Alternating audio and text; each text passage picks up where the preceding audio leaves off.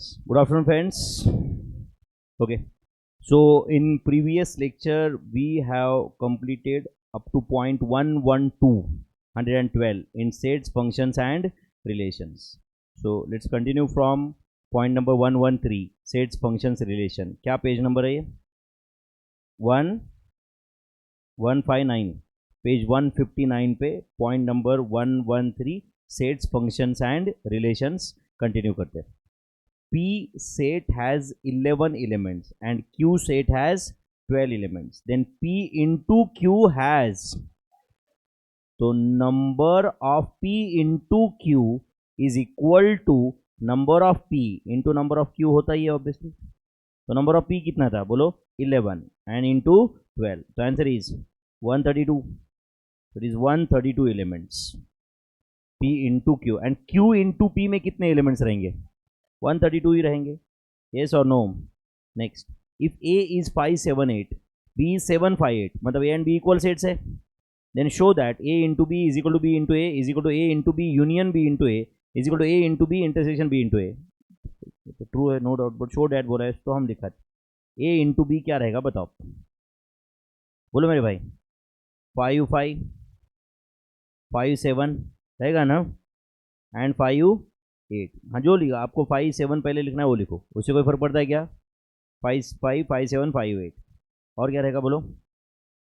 7 7 7 5 7 8 then 8 7 8 5 8 8. सही है क्या मेरे भाई? ये A इंटू बी है, तो B इंटू ए क्या रहेगा? Same. B into A same, and A into B union B into A क्या रहेगा? सेम. यही, क्योंकि ये सेम इक्वल सेट्स है ना, and A into B intersection B into A क्या रहेगा? सेम ही रहेगा. बस आपको कॉपी पेस्ट करना है. अभी लिखो लेकिन पूरा वापस, है कि उतनी फुर्सत? क्या सेम एज अब लिखोगे?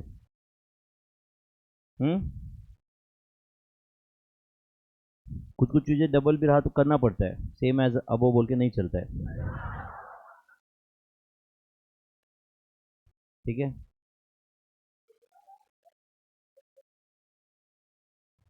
जैसे कि समझो फर्स्ट फ्लोर को कलर दिया है, समझो बिल्डिंग को पेंट किया है, अब ग्राउंड फ्लोर को सेम एज अबो नहीं लिख सकते ना यार, वापस पेंट करते हैं हम लोग.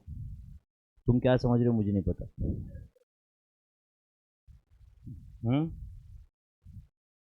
तुम भी यही समझ रहे थे ना?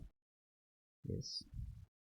तो B into A 5 5 5 7 5 8 7 7 7 5 7 8 8 7 8 5 8 8. This was B into A, and ये दो सेट्स इक्वल है तो ऑब्वियसली उनका यूनियन वही सेट रहेगा. कोई भी सेट, जैसे कि समझो set A union set A का आंसर ए ही रहता है, तो A into B union B into A का आंसर वही रहेगा क्योंकि ये इक्वल सेट्स है. बट अगर ये इक्वल नहीं होते तो आंसर अलग आता फिर. यस और नो? तो इसके अंदर भी वापस सेम रहेगा. 5 5 5 7 बोलो, 5 8 7 7 7 5 7 8 8 7 8 5 8 8. This is A union B, sorry A into B union B into A, and दोनों में कॉमन क्या है? पूरा का पूरा सेट कॉमन है, तो क्या रहेगा कॉमन में बोलो? 5 5 5 7 5 8 7 7 7 5 7 8 8 7 8 5 8 8 8 8. सही है क्या मेरे भाई? तो when A and B are equal sets, ये याद रहेगा क्या आपको? When A and B are equal sets then A into B and B into A, ये दोनों सेम ही आएगा. करेक्ट और नॉट? दोनों का यूनियन सेम, इंटरसेक्शन सेम. तो यहाँ पे नीचे क्या लिखा है? A into B and B into A are बोलो equal as well as equivalent sets here. Here ऐसे लिख दो लगे. ठीक है, समझा क्या बच्चों यहाँ पे? यस और no? A into B and B into A are equal sets as well as बोलो equivalent sets here. Any doubt? Next, A है 5 8 9, B 6, अब आपको फाइंड करना है A into B, B into A, and अब ये बोल रहा है कि whether A into B and B into A are equal sets, question mark, equivalent sets, question mark. चलेगा क्या? चलो एक काम करते हैं, पहले तो ए इंटू बी फाइंड करते हैं। बोलो ए इंटू बी का क्या आएगा?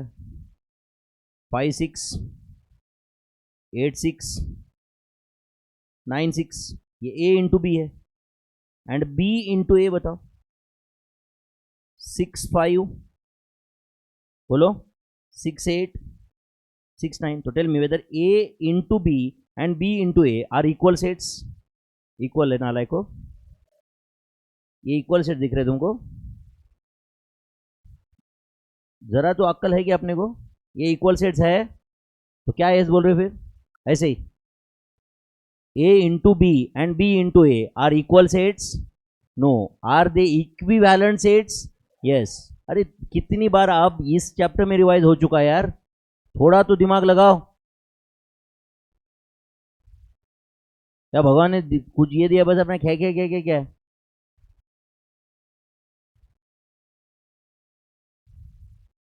अपनी अक्ल कितनी, अपनी बातें कितनी, अपनी अक्ल नल सेट को छू रही है, एंड बातें अपनी जितना अक्ल है, जितना अपना कॉम्पिटेंस है, उतनी बात क्या करो ना भाई। अपन फाउंडेशन के बच्चे है कि नहीं? तो A into B and B into A equal sets है, इक्वेलेंट सेट्स है? यहाँ पे इक्वल सेट्स है क्या? इक्वल कब होते? अगर A and B equal sets होते तो, अगर A and B equal sets होते तो, जैसे इसके ऊपर के क्वेश्चन में था, है या नहीं? तो लिखो हियर, क्या लिखो बोलो?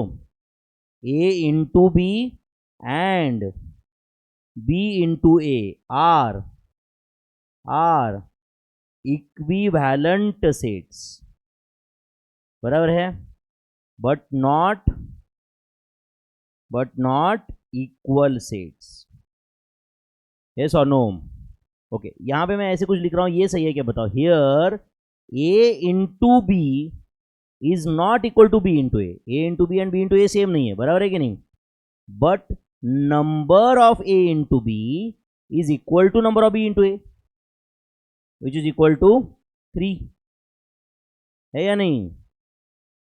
Number of A into B and number of B into A तो सेम है ना, है या नहीं? But A into B and B into A ये सेम नहीं था।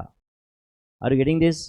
तो here A into B is not equal to B into A, but number of A into B is equal to number of B into A is equal to 3। समझा क्या आपको ये? Okay, in A into B कौन से observation होते हैं? A B, where A belongs to, बोलो, set A and B belongs to set B. समझा क्या आपको ये? यही डेफिनेशन मैंने आपको सुबह बताया था। ए इंटू बी के अंदर it is a set of all ordered pairs I comma J, याद है क्या आपको? Where I belongs to set A and J belongs to set B. तो A belongs to set A, B belongs to set B. Do you agree?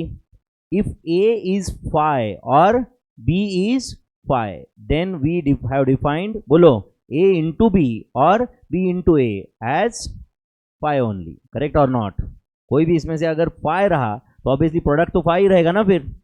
Yes और no? Next, set ए दिया है, B दिया है, सी दिया है, दिख रहा है क्या आपको?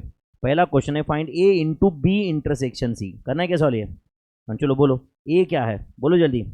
2 10 16 इंटू बी इंटरसेक्शन सी कितना है बताओ? बी एंड सी में कॉमन क्या है? 8 कॉमन है, और कुछ भी कॉमन नहीं है? पक्का? चलो बोलो, इस प्रोडक्ट में क्या क्या ऑब्जर्वेशन आएंगे? बोलो। 2 8 10 8 16 8, तीन ऑब्जर्वेशन रहेंगे ना? यस और नो? नेक्स्ट, बी इंटू, बोलो बी में कितने ऑब्जर्वेशन है?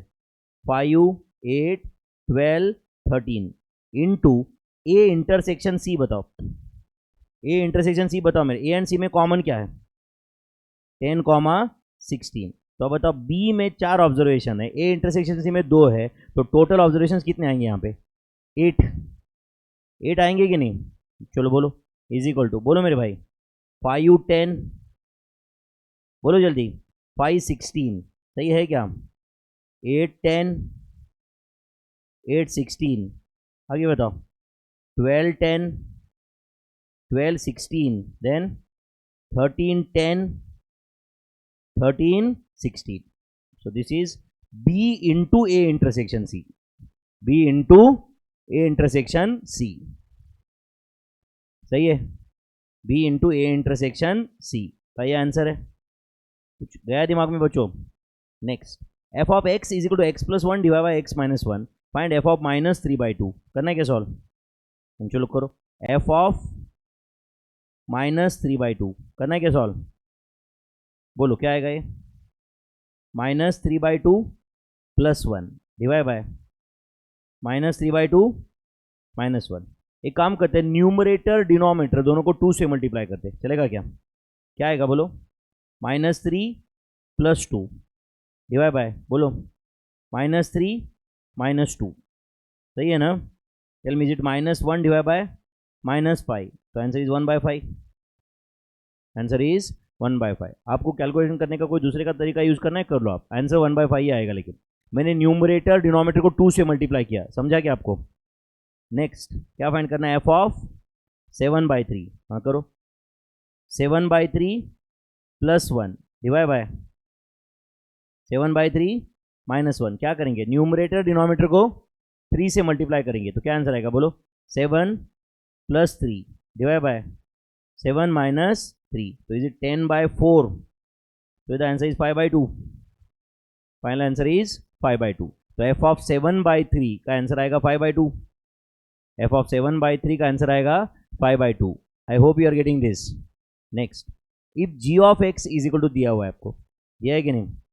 क्या दिया है? g of x 2x + 1 divide by 3x + 8, and f of x भी दिया हुआ है 8x + 5। क्वेश्चन क्या है? Find f of g of 10। 3 question है, उसमें से पहला क्वेश्चन f of, बोलो, g of 10 करना है पहला question solve. f of g of 10, तो ये f of तो एज इट इज लिखता हूँ। चलो g of 10 बताओ कितना आएगा? g of 10 2 × 10 + 1 डिवाइड बाय 3 × 10 + 8, तो is it equal to f of, बोलो, 21 divided by 38। f of 21 divide by 38 हुआ क्या इसका आंसर? तो f of x के राइट हैंड साइड में जहां जहां पे x दिखे उसकी जगह क्या कर देना? 21/38, तो 8 × बोलो 21/38 + 5, सही है? तो 21 × 8/38, 21 × 8 कितना था? 168, 168/38 + 5, यही आंसर हुआ ना? तो डिवाइड बाय 38 कर देता हूँ, चलेगा? तो क्या आएगा बोलो? 38 × 5 कितना था? तो 190 + 168, tell me is it 358 divide by 38। एक काम करो, 2 से डिवाइड करो, तो डिवाइड बाय 2 इज इट 179/19, तो द फाइनल आंसर इज 179/19। हो सकता है कि आपने कोई दूसरा तरीका किया है, हो सकता है कैलकुलेशन आप कोई दूसरे तरीके से कर रहे हो, बट आंसर यही रहना चाहिए, 179/19। This is f of g of 10। ये फर्स्ट क्वेश्चन का आंसर था या नहीं? f of g of 10, सही है बच्चों? चलो सेकंड क्वेश्चन क्या है बताओ? g of f of -2, g of f of -2, तो बोलो g of, पहले shall we find out f of -2, तो 8 × -2 + 5, तो tell me whether question is g of -11।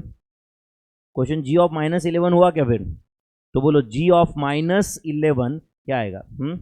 2 × -11 + 1 divide बाय 3 × -11 + 8, तो 2 × -11 -22 + 1 इज इट -21 डिवाइड बाय -33 + 8 कितना आता है? -25 आता है क्या? -25, तो आंसर इज 21/25। कुछ कैंसिल होता है क्या? नहीं, 21/25 is answer for second question, है या नहीं? तीसरा क्वेश्चन क्या पूछा है बोलो? g of f inverse of 5 है, f इनवर्स है मेरे भाई, वो है या नहीं? एक मिनट यहाँ पे ध्यान दो, मुझे बताओ तीसरा, पहले f of x is equal to क्या था वो बताओ पहले। 8x प्लस 5 था क्या? तो 2 मिनट के लिए मान लो कि ये y is equal to F of X है। क्या है बोलो? y is equal to 8x plus 5 है। समझा क्या? तो बोलो y is equal to function of x है, तो बोलो 8x इज इक्वल टू क्या आएगा? y minus 5। तो x इज इक्वल टू क्या आ रहा है? y minus 5 divided by 8। तो x की जगह चला राइट फंक्शन इनवर्स y। तो फंक्शन इनवर्स y क्या आता है बोलो? y minus 5 divided by 8। यहाँ तक समझा क्या सबको? समझा क्या? चलो क्वेश्चन क्या पूछा है तीसरा, बताओ मुझे क्या क्वेश्चन पूछा है? g of function inverse of 5, ये क्वेश्चन है बच्चों। g of function inverse of 5। तो एक काम करता हूँ मैं, g ऑफ हो तो एज इट इज लिखता हूँ, एंड फंक्शन इनवर्स ऑफ 5 बताओ कितना आता है? 5 माइनस 5 डिवाइड बाय 8। सही है क्या? टोटल में बेटा आंसर g ऑफ 0। बेटा आंसर g ऑफ 0 पूछा है आपको। चलो बोलो g ऑफ 0 क्या आएगा? g ऑफ x दिया रहेगा ना आपको, तो क्या आंसर आएगा? 2 into 0 plus 1, 2 into 0 plus 1 divide बाय 3 इंटू 0 प्लस 8। तो बेटा answer is 1 by 8। 0 plus 1 1, 0 plus 8 is 8। तो answer is 1 by 8। Answer is 1 by 8। क्या किसका आंसर था ये 1 by 8? g of function inverse of 5। तो पहले मैंने फंक्शन इनवर्स ऑफ 5 फाइंड किया, फंक्शन इनवर्स y आया था y माइनस 5 डिवाइड बाई 8। तो फंक्शन इनवर्स 5 क्या रहेगा बोलो? 5 माइनस 5 डिवाइड बाई 8। तो आंसर आया g of 0। g of 0 find कर दिया हमने। क्या आंसर था बोलो? 1 बाय 8। हमने पे understood this. Good. Next question 120। f of x is equal to 1 divide by 1 minus x। f of minus 1 is equal to f of minus 1 is equal to बोलो क्या आएगा? 1 डिवाइडेड बाय 1 माइनस माइनस 1। तो it is 1 divide by 2। Answer is not defined है क्या? 1 divide by 0 आता तो answer not defined होता। तो आंसर क्या है? 1 by 2। Is it option B? Next क्या दिया है सेट में? x comma y, where x is less than y and x comma y belongs to r is not a function. Function 1 1 mapping none of this. हाँ बोलो, it is not a function. x is less than y, क्यों ये function नहीं है? अच्छा मुझे बताओ, 5 is less than 7 है, तो for x is equal to 5 can y be 7? Yes, when x is 5 can y be 7? For x is 5 can y be 8? Yes, क्योंकि 5 इज ऑल्सो लेस देन 8। तो ये 1 2 मेनी हुआ। 1 value of x is giving many values of y। नहीं समझा आपको? For x is 5 can y be 7? क्योंकि 5 is less than 7। For x is 5 can y be 8? For x is 7 can y be 8? For x is 7 can y be 10?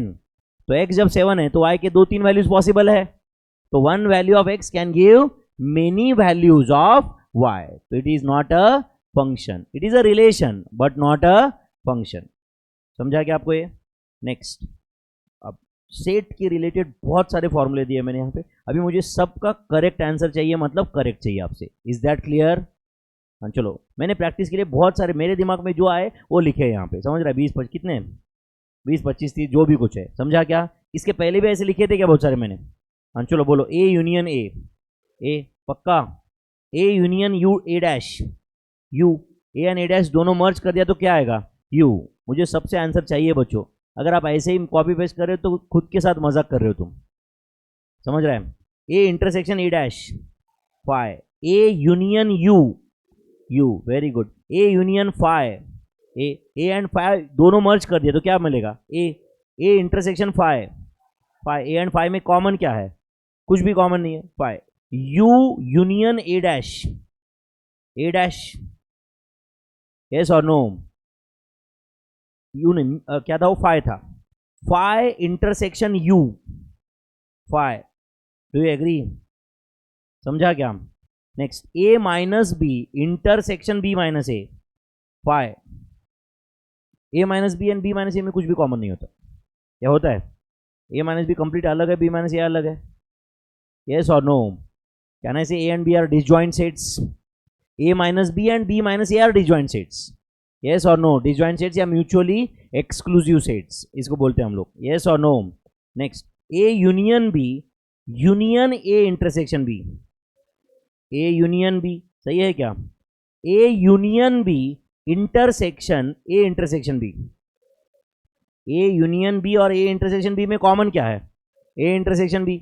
अगर आपको diagram पता है तो ये ऑटोमेटिक बताते आएगा।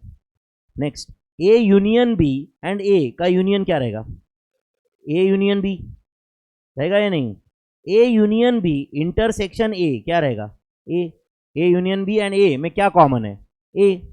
Next, A intersection B union A is equal to A, पक्का। A intersection B intersection A is equal to A intersection B, A intersection B and A में कॉमन क्या रहेगा, A intersection B.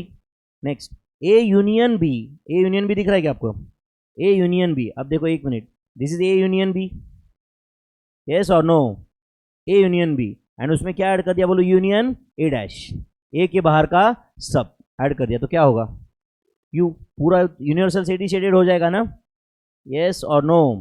Next, A intersection B A union B intersection A dash intersection B dash, phi intersection है ना, अरे ए union B मतलब A union, समझ आया क्या आपको, and A dash intersection B dash मतलब बाहर के उसका, इन दोनों में कॉमन कुछ है क्या, नहीं है, nothing is common, phi. Next, A union B intersection, same question type हुआ क्या, नहीं अच्छा सेम ही टाइप हुआ क्या, तो इसका आंसर क्या है बोलो, फाई।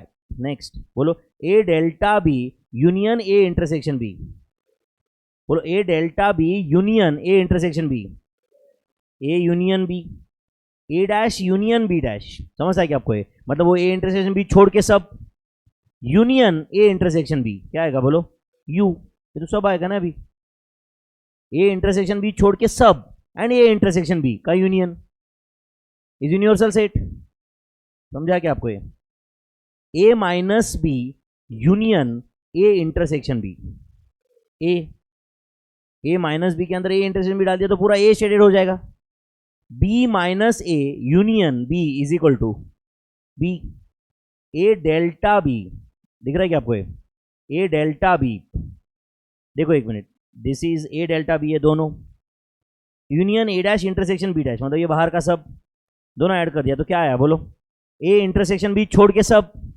ए इंटरसेक्शन बी छोड़ के सब आया, मतलब can I see answer of this A intersection B dash which is equal to A dash union B dash, A dash union B dash. Question number 23 का आंसर समझा क्या आपको, 24, A dash intersection B dash मतलब A union B के सब बाहर का सब, and A delta B, and A delta B, ये दोनों ऐड कर दिया तो क्या ना, ये प्रीवियस क्वेश्चन ही है वापस, तो क्या ऐड हुआ बोल, क्या आया, ए इंटरसेक्शन बी छोड़ के सब शेडेड है, ए इंटरसेक्शन बी छोड़ के सब शेडेड है which is equal to A dash union B dash. Next, A delta B, A delta B मतलब समझता है आपको, ये उसमें ए ऐड कर दिया यूनियन तो क्या रहेगा answer, A union B, A delta B, देखो ना आप, ए डेल्टा बी के अंदर A intersection B A add कर दो पूरा तो क्या रहेगा, ए यूनियन बी। मैं वापस बता दूं, ये रट्टा मारने का सवाल ही नहीं है, कुछ तुम कुछ भी करो, यस और नो, जब तक तो एंड डायग्राम समझा तो ये बहुत आसान है, शायद गया रहेगा दिमाग में, यस और नो। नेक्स्ट, क्वेश्चन नंबर 123 दिख रहा है कि वो जो नंबर ऑफ ऑब्जर्वेशंस दिए हुए हैं यहाँ पे, तो आप बताओ, ये देख के मैंने कुछ क्वेश्चंस दिए आपको, करीबन 34 क्वेश्चन है इसमें, चलो नंबर ऑफ ए आप बता पाओगे क्या मुझे, number of A is it 125 plus 183, बराबर है ना बच्चों, प्लस 333 प्लस 963, बोलो 1604, ये नंबर ऑफ ए है क्या, नंबर ऑफ ए 1604 है क्या, आप ये देखो, इसका पर्पस रिवीजन है, जो मुझे लग रहा है कि मैंने बहुत ईमानदारी से किया है, वो तुम ईमानदार हो क्या, तुम खुद देखो, रिजल्ट उसी तरह से आएगा। रिवीजन के लिए जो मुझे काम करना था कि बॉस ये क्वेश्चन लो, वो क्वेश्चन लो, ऐसे लो वैसे लो, ये सब मैंने किया है। नंबर ऑफ बी बताओ, 1383 पक्का, नंबर ऑफ सी 29 पक्का, 2964, ये नंबर ऑफ ए था, सॉरी नंबर ऑफ सी। एक काम करो, पहले मुझे नंबर ऑफ यू बताओ, नंबर ऑफ यू मतलब ये सबका टोटल करना पड़ेगा ना आपको, नंबर ऑफ यू बताओ मेरे भाई।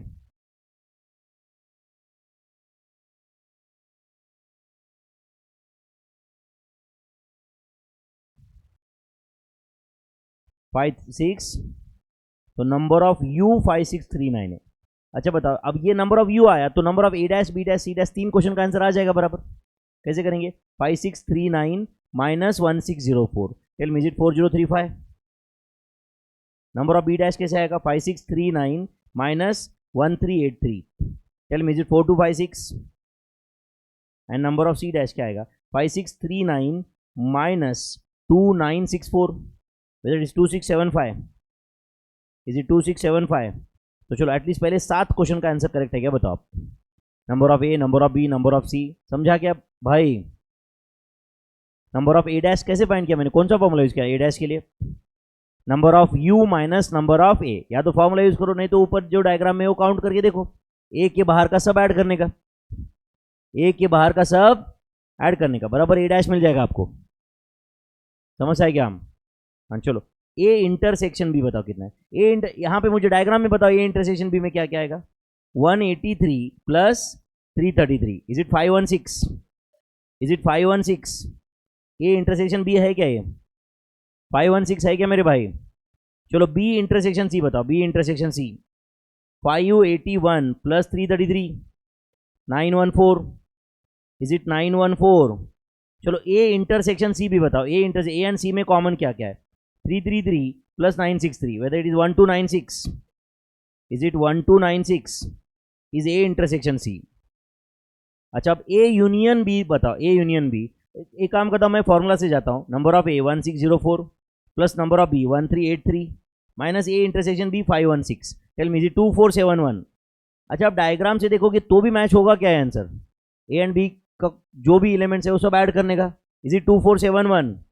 अब बी यूनियन सी पूछा है, 1383 plus 2964 minus 914, tell me is it 3433?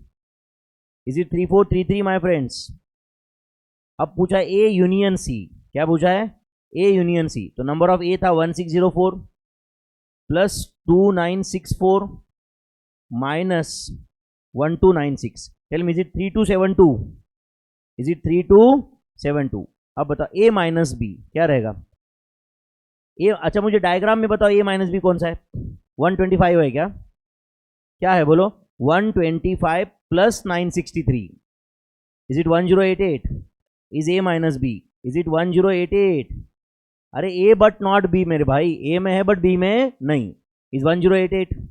चलो बी माइनस ए बताओ मुझे, डायग्राम से बताओ, B minus A 286 plus 581, answer 867। And A minus C बताओ, ए माइनस सी मतलब A but not C, 125 plus 183, answer 308। तो देखो पहले 16 क्वेश्चन का आंसर दिए क्या हम लोग? 308 तक आए, पहले 16 क्वेश्चन का आंसर दिए क्या? हाँ चलो सी माइनस ए बताओ, सी माइनस ए डायग्राम देख के बताओ, 1087 plus 581, is it 1668? B minus C बताओ मेरे भाई, B minus C 286 plus 183, is it 469? C minus B बताओ, सी माइनस बी 963 प्लस 1087, 2050। अब A dash intersection B dash, A dash intersection B dash क्या रहेगा? ए यूनियन बी के बाहर का, तो tell me is it 1087 plus 2081, is it 3168? And देखो बच्चों तुम्हारे पास एक चॉइस है कि इसके सबके फॉर्मूले अवेलेबल है ना तुम्हारे पास। क्या होता है number of A dash intersection B dash का फॉर्मूला? बोलो, number of U minus number of A union B. करो तुम फॉर्मूला अप्लाई, सेम आंसर आएगा। करो तुम, इसके लिए चेक करो, 20th क्वेश्चन के लिए चेक करो प्लीज फॉर्मूला से, number of U minus number of A union B, करो चेक, आया कि नहीं आंसर? 3168। अच्छा number of B dash intersection C dash का क्या फॉर्मूला होता है? बोलो, number of U minus number of B union C, number of U minus number of B union C. तो नंबर ऑफ यू कितना था? 5639, एंड बी यूनियन सी कितना था बताओ? B union C 3433 minus 3433, whether answer is 2206। And diagram से जाके देखो same answer है क्या, है या नहीं है? B dash intersection C dash मतलब बी यूनियन सी के बाहर, है या नहीं है? A dash intersection C dash, number of U कितना था बोलो? 5639 minus A union C deduct करना है उसमें से, A union C 3272 deduct, whether answer is 2367। Whether answer is 2367। चलो अब ए डेल्टा बी बताओ। ए डेल्टा बी क्या होगा बच्चों? A minus B and B minus A का समेशन करो सीधा सीधा। आपके सामने ए माइनस बी है क्या? ए माइनस बी है क्या? कितना था ए माइनस बी? बोलो। 1088 प्लस बी माइनस ए कितना था? 867। Tell me is it 1955?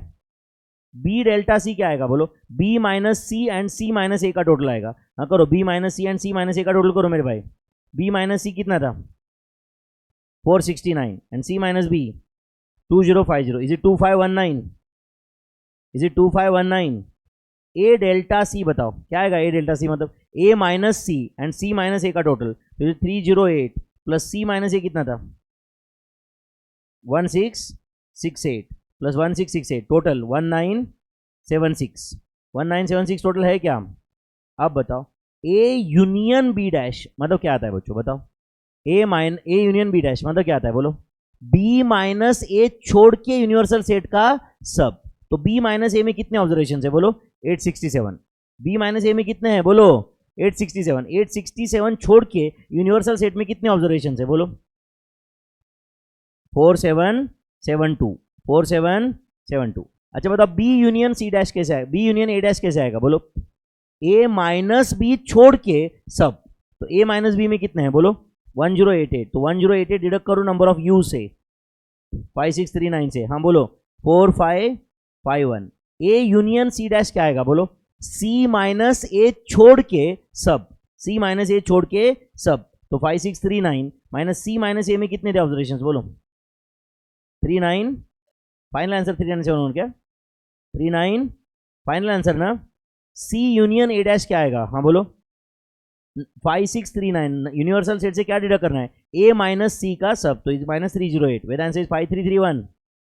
5331। अब बताओ बी यूनियन सी डैश क्या आएगा? B union C dash C minus B छोड़ के सब। 5639 माइनस, हाँ बोलो, सी माइनस बी छोड़ के सब। सी माइनस बी कितना था? 2050। तो माइनस 2050। आंसर क्या है? बोलो। 3589। 3589। C union B dash number of U कितना था? वापस बताओ मुझे। 5639 माइनस क्या डिडक्ट करना है? बी माइनस सी डिडक्ट करना है आपको। तो बी माइनस सी कितना था? 469 माइनस 469। Answer is 5170। 5170। अब बताओ A dash union B dash ये कैसे आएगा? बोलो। ए डैश यूनियन बी डैश बोलो। ए इंटरसेक्शन बी छोड़ के सब मतलब क्या करना पड़ेगा? नंबर ऑफ यू से number of A intersection B deduct करो। तो 5639 माइनस ए इंटरसेक्शन बी कितना था? बताओ। 516 बराबर है ना? Is it 5123? Then B dash in union C dash क्या आएगा? बोलो। नंबर ऑफ यू में से नंबर ऑफ यू कितना था? 5639 से क्या डिडक्ट होगा? बी इंटरसेक्शन सी। बी इंटरसेक्शन सी कितना था? 914। Answer 4725। And 5639 minus A intersection सी कितना था? 1296। Answer is 4343। The answer of last question is 4343। Tough था बच्चों ये? टफ था क्या? और क्वेश्चन है 40 तक है। A union B union C बताओ क्या आएगा इसी में? A union B union C बोलो मेरे भाई क्या करना पड़ेगा? आप खुद बता सकते हो उधर।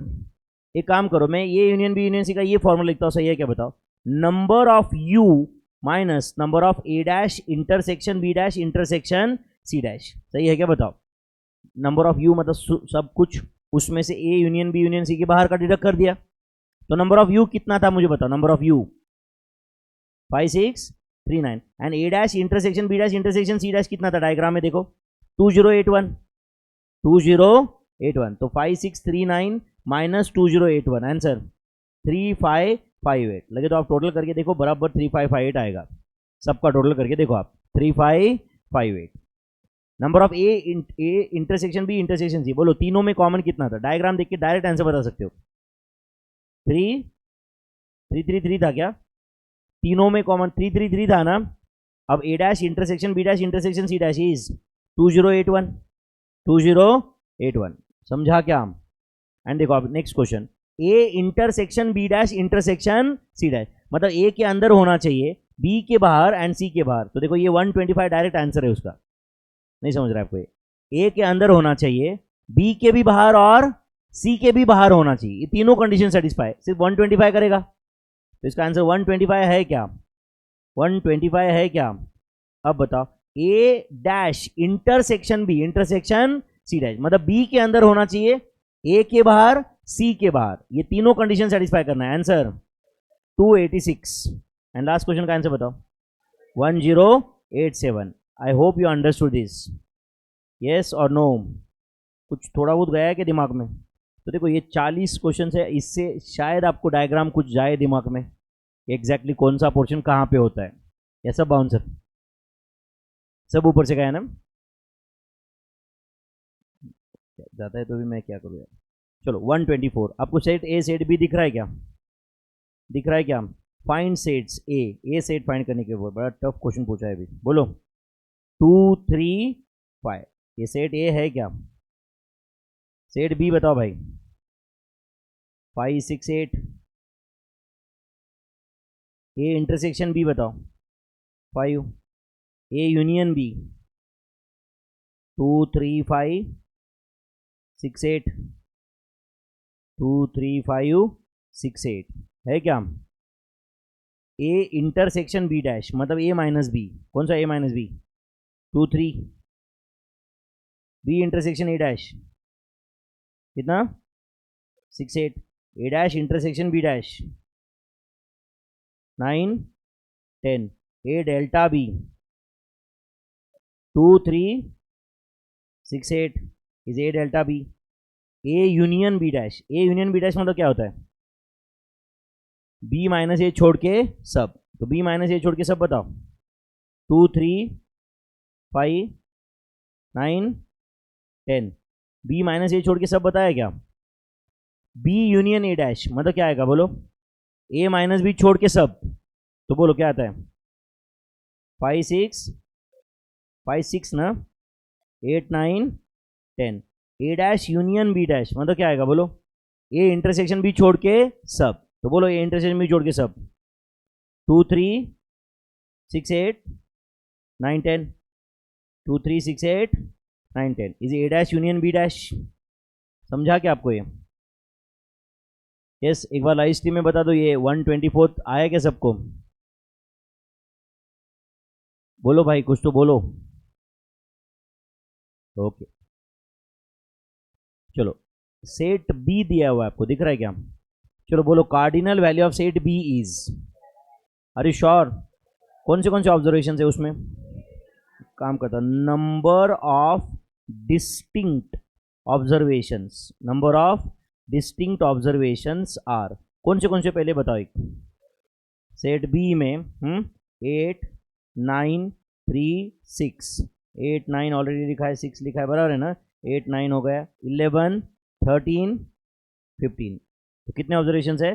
7, तो cardinal value of set B is 7, that is number of B is equal to 7, number of B is equal to 7, cardinal value of set B is 7, तो नंबर ऑफ बी कितना है? 7, यस और नो?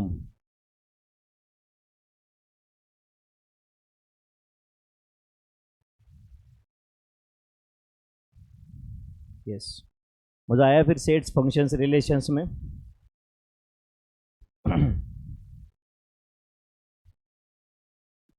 मैं इसमें shortcut करके और कुछ example कम भी कर सकता था, समझ रहा है कि नहीं? इससे आप बिल्कुल भी मुझे नहीं बोलते कि नहीं सर आपने और क्वेश्चन लेना चाहिए था, आप बिल्कुल भी नहीं बोलते मुझे, आप खुश रहते, समझा ना? बट मुझे आज आप खुश हो ये चाहिए ही नहीं, मुझे चाहिए कि आप रिजल्ट के बाद खुश हो, समझ रहा है कि नहीं? आज आप खुश रहेंगे इसका कोई फ़ायदा नहीं है, ना मुझे है ना आपको है या नहीं? रिजल्ट के बाद होते तो कुछ मज़ा है या नहीं? करेक्ट है? चलो, shall we revise statistical description of data now. अब देखो बच्चों, इस चैप्टर के 4-5 क्वेश्चन तो आराम से आते हैं एंड 99% थियरी क्वेश्चन आते हैं, आप समझ रहे हो? तो इस चैप्टर के जो भी 4 5 6 क्वेश्चन आएंगे ना, वो हो सकता है कि वो सब मिला के 1.5-2 मिनट में सॉल्व हो जाएंगे जब भी आपको दिखेगा, समझा क्या? Are you getting this? इसमें प्रैक्टिकल क्वेश्चंस भी है बट थियरी ज़्यादा है, समझ रहा है क्या आपको ये? तो इससे क्या होगा आपको समझ रहे हैं ना, ये जितना फास्ट सॉल्व करोगे, फास्ट आंसर लिखोगे, लाओगे, उतना आपको बचे हुए क्वेश्चन सॉल्व करने के लिए टाइम रहेगा, क्योंकि मैथ्स में time management is also a big task. Question आता है बट अपने को 5 मिनट लगते हैं, कोई फायदा नहीं है ना उसमें भी। 2 घंटे वैसे इंस्टीट्यूट ने कट टू कट टाइम दिया हुआ है, थोड़ा सा भी आपको मिस्टेक करके वापस देखने का चांस स्कोप ही नहीं है ना कुछ। एक क्वेश्चन के पीछे लग गए 5 मिनट, बाद में फिर हार्ट बीट बढ़ता है, सुधरता नहीं फिर कुछ, फिर अरिथमेटिक मीन भी झेपता नहीं, ज्योमेट्रिक मीन तो हो गए फिर, समझ है ना, फिर TN SN सब फॉर्मूले सेम हो जाते है कि नहीं। Okay, so the word statistics is derived from. अब देखो बच्चों, इसमें मैं कोई लॉजिक एक्सप्लेन करूँ क्या? ये पढ़ना है ना, बस करना है, मतलब क्या है ये, बस पढ़ना है या नहीं आया? मैं कुछ बताओ, लैटिन वर्ड ये कहाँ से आया, मैं बता भी दिया तो कोई फायदा नहीं है उसका, समझा है ना, मुझे ये याद है खुद को, समझा या नहीं। इट हैज डिराइव्ड फ्रॉम, बोलो, लैटिन वर्ड स्टेटस, या इटालियन वर्ड स्टैटिस्टा, या जर्मन वर्ड स्टैटिस्टिक, या फ्रेंच वर्ड स्टैटिस्टिक, QUE लिखा है, स्पेलिंग डिफरेंस क्या है। The word statistics is derived from. अब हो सकता है कि एग्जाम में ऑप्शन आएंगे कुछ Latin word, Italian word, German word, French word, all of these, none of these, आपको हैंडल करना पड़ेगा वो क्वेश्चन, एक बार देख लो ना क्या क्या है। Latin word status, Italian statista, German statistic, French spelling difference है। We may define statistics in, बोलो, singular as well as plural sense. Underline करो, statistics is defined in singular as well as plural sense. ऐसे आता है exam में, statistics is defined in following term, singular, plural, both of these, none of these. तो definition is given in both the terms. Statistics is useful इन, कहाँ का statistics useful है बताओ आप। A1 बिजनेस मैनेजमेंट, लिख रहे हो क्या आप या नहीं लिखना है? Business management. B economics, economics में यूजफुल है क्या? देन बोलो, पॉलिटिक्स, स्पोर्ट्स एक्सेट्रा।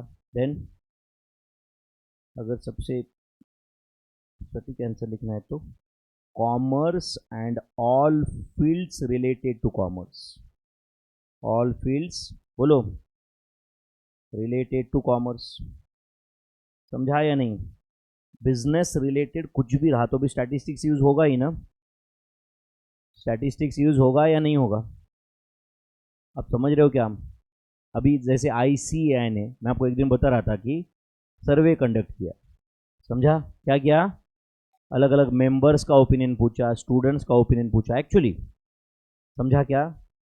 बहुत सारे लोगों ने अपना अपना ओपिनियन दे दिया उनको, क्या करना चाहिए, इंस्टीट्यूट ने अपना लेवल बढ़ाने के लिए, अपग्रेड करने के लिए क्या करना चाहिए।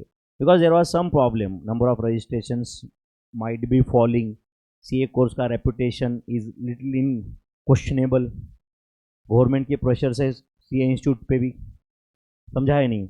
जैसे कि पहले ये था कि cost audit can be done by a CA भी, ऐसे था पहले, अब वो पावर उन्होंने निकाल दिया और वो बोला कि कॉस्ट ऑडिट के अंदर CA नहीं आ सकता है, it is to be exclusively done by CMA, cost and management accountant. पहले कंपनी जो कंप्लायंसेस थे वो था, वहाँ पे ऐसा था कि it can be done by a chartered accountant as well as company secretary, but अब उन्होंने, गवर्नमेंट ने वहाँ पे लिखा है कि it can be done only by a company secretary, not by a chartered accountant. पहले एक CA इंस्टीट्यूट का लेवल सबसे ऊपर क्यों था, समझा क्या? क्योंकि जहाँ जहाँ पे ऐसा था कि ये काम CA कर सकता है, वहाँ पे सिर्फ CA ही था। Tax audit report, income tax returns, समझ रहे हैं ना, income tax audit can be done only by a CA, समझा क्या? वहाँ पे ऑब्लिक CA में कुछ नहीं, it has to be done by, but जो CS या CMA का था वहाँ पे CS था बट ऑब्लिक CA भी था ही, समझा क्या? मतलब it was CA like CA ये सब कर सकता है, बट उनके लिए अपना अपना लिमिटेड एरिया था ना।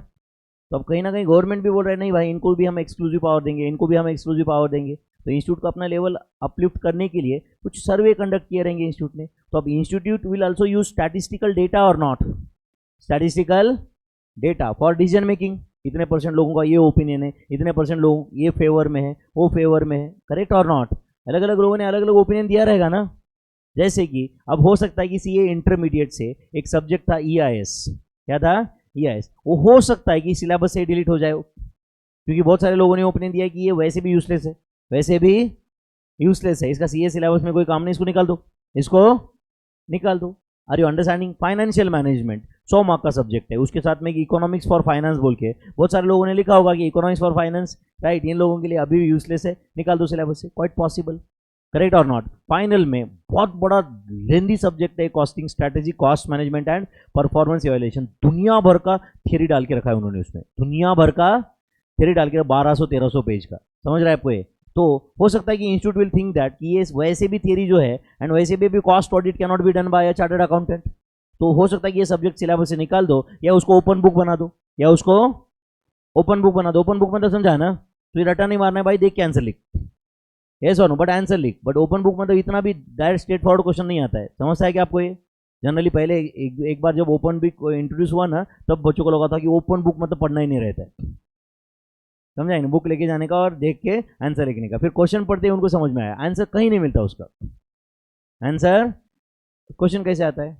Mister Mohanty, manager of this company, he is facing this problem, he has done this, right, his capital gain was calculated like this, what is your opinion on about situation? कहाँ ढूंढोगे answer? समझा क्या आपको?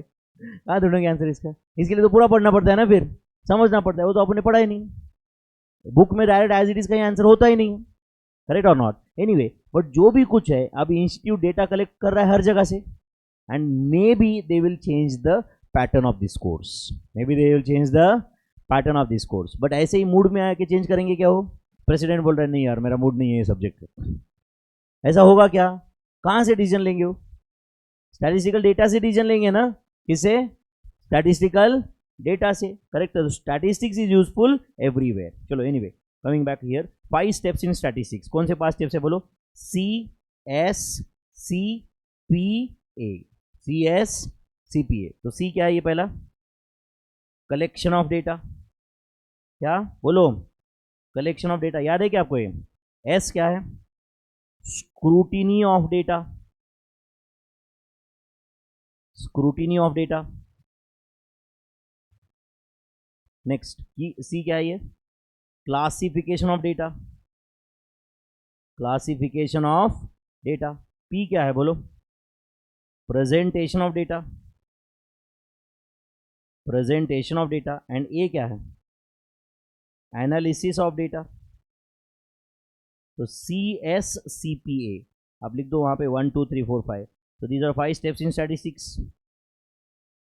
ये basic theory है but पता होना चाहिए बच्चों, ये बहुत फास्ट आपको मार्क्स देके जाएगा, समझा क्या आपको? ये 5 स्टेप्स कौन से? Collection, scrutiny, classification, presentation, analysis. On the basis of collection of data, data is of 2 types, कौन सा? प्राइमरी डेटा, प्राइमरी डेटा लिख रहे हो क्या आप? प्राइमरी डेटा ब्रैकेट में लिखो first hand data, first hand data, बराबर है ना? एंड दूसरा कौन सा है? Secondary data, that is second hand data, बराबर है ना? यस और no? Second hand data, first hand data, second hand data. तो प्राइमरी डेटा का मीनिंग कुछ एक लाइन में बता सकते हो क्या आप? हाँ, data collected and used by same agency, जिसने कलेक्ट किया वही यूज करता है तो उसके लिए प्राइमरी हुआ वो, बट वही डेटा किसी और के लिए सेकेंडरी है, समझा या नहीं? डेटा पुराना नहीं होता है, कोई दूसरा अगर उसको यूज कर रहा है तो उसको बोलते हैं secondary data. Are you understanding this? Yes. अब ये जो बुक है ये मैंने लिखा है खुद, आपको दिख रहा है, सीधी सी बात है, मैंने मेरा नाम नहीं लिखा होता तो भी बहुत क्लियर है ना, करेक्ट? क्योंकि मैंने अपने हाथ से लिखा हुआ है, दिख रहा है आपको हैंड राइटिंग ये, तो ये सिर्फ मेरे लिए प्राइमरी डेटा है, करेक्ट और नॉट? इंडिया में कोई भी बुक ये यूज करता है तो उसके लिए सेकेंडरी डेटा ही, उसके लिए क्या है? Secondary data. बट अभी आपने लिखा है ना खुद यहाँ पे, भले ही क्लास में लिखा है, मेरे साथ में लिखा है, बट अब आपके लिए ये प्राइमरी डेटा हुआ, नहीं समझा आपके लिए? क्योंकि तुमने खुद लिखा है ना भी आंसर इस इसके, यस और नो? आप बोलो, आपको लगे नहीं सर हमने कॉपी किया, जो भी है भाई, you have collected the information now ना, and you are using it, you are using it.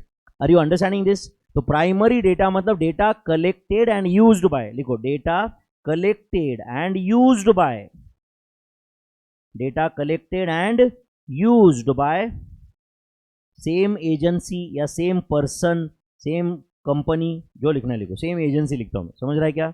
And secondary data क्या होता है बोलो, data collected by one agency, collected by one agency and used by other, used by other, तो it is secondary data for that other who is using it, समझा ना, जो use कर रहा है उसके लिए वो सेकेंडरी डेटा हुआ। इज दैट क्लियर, यस और नो।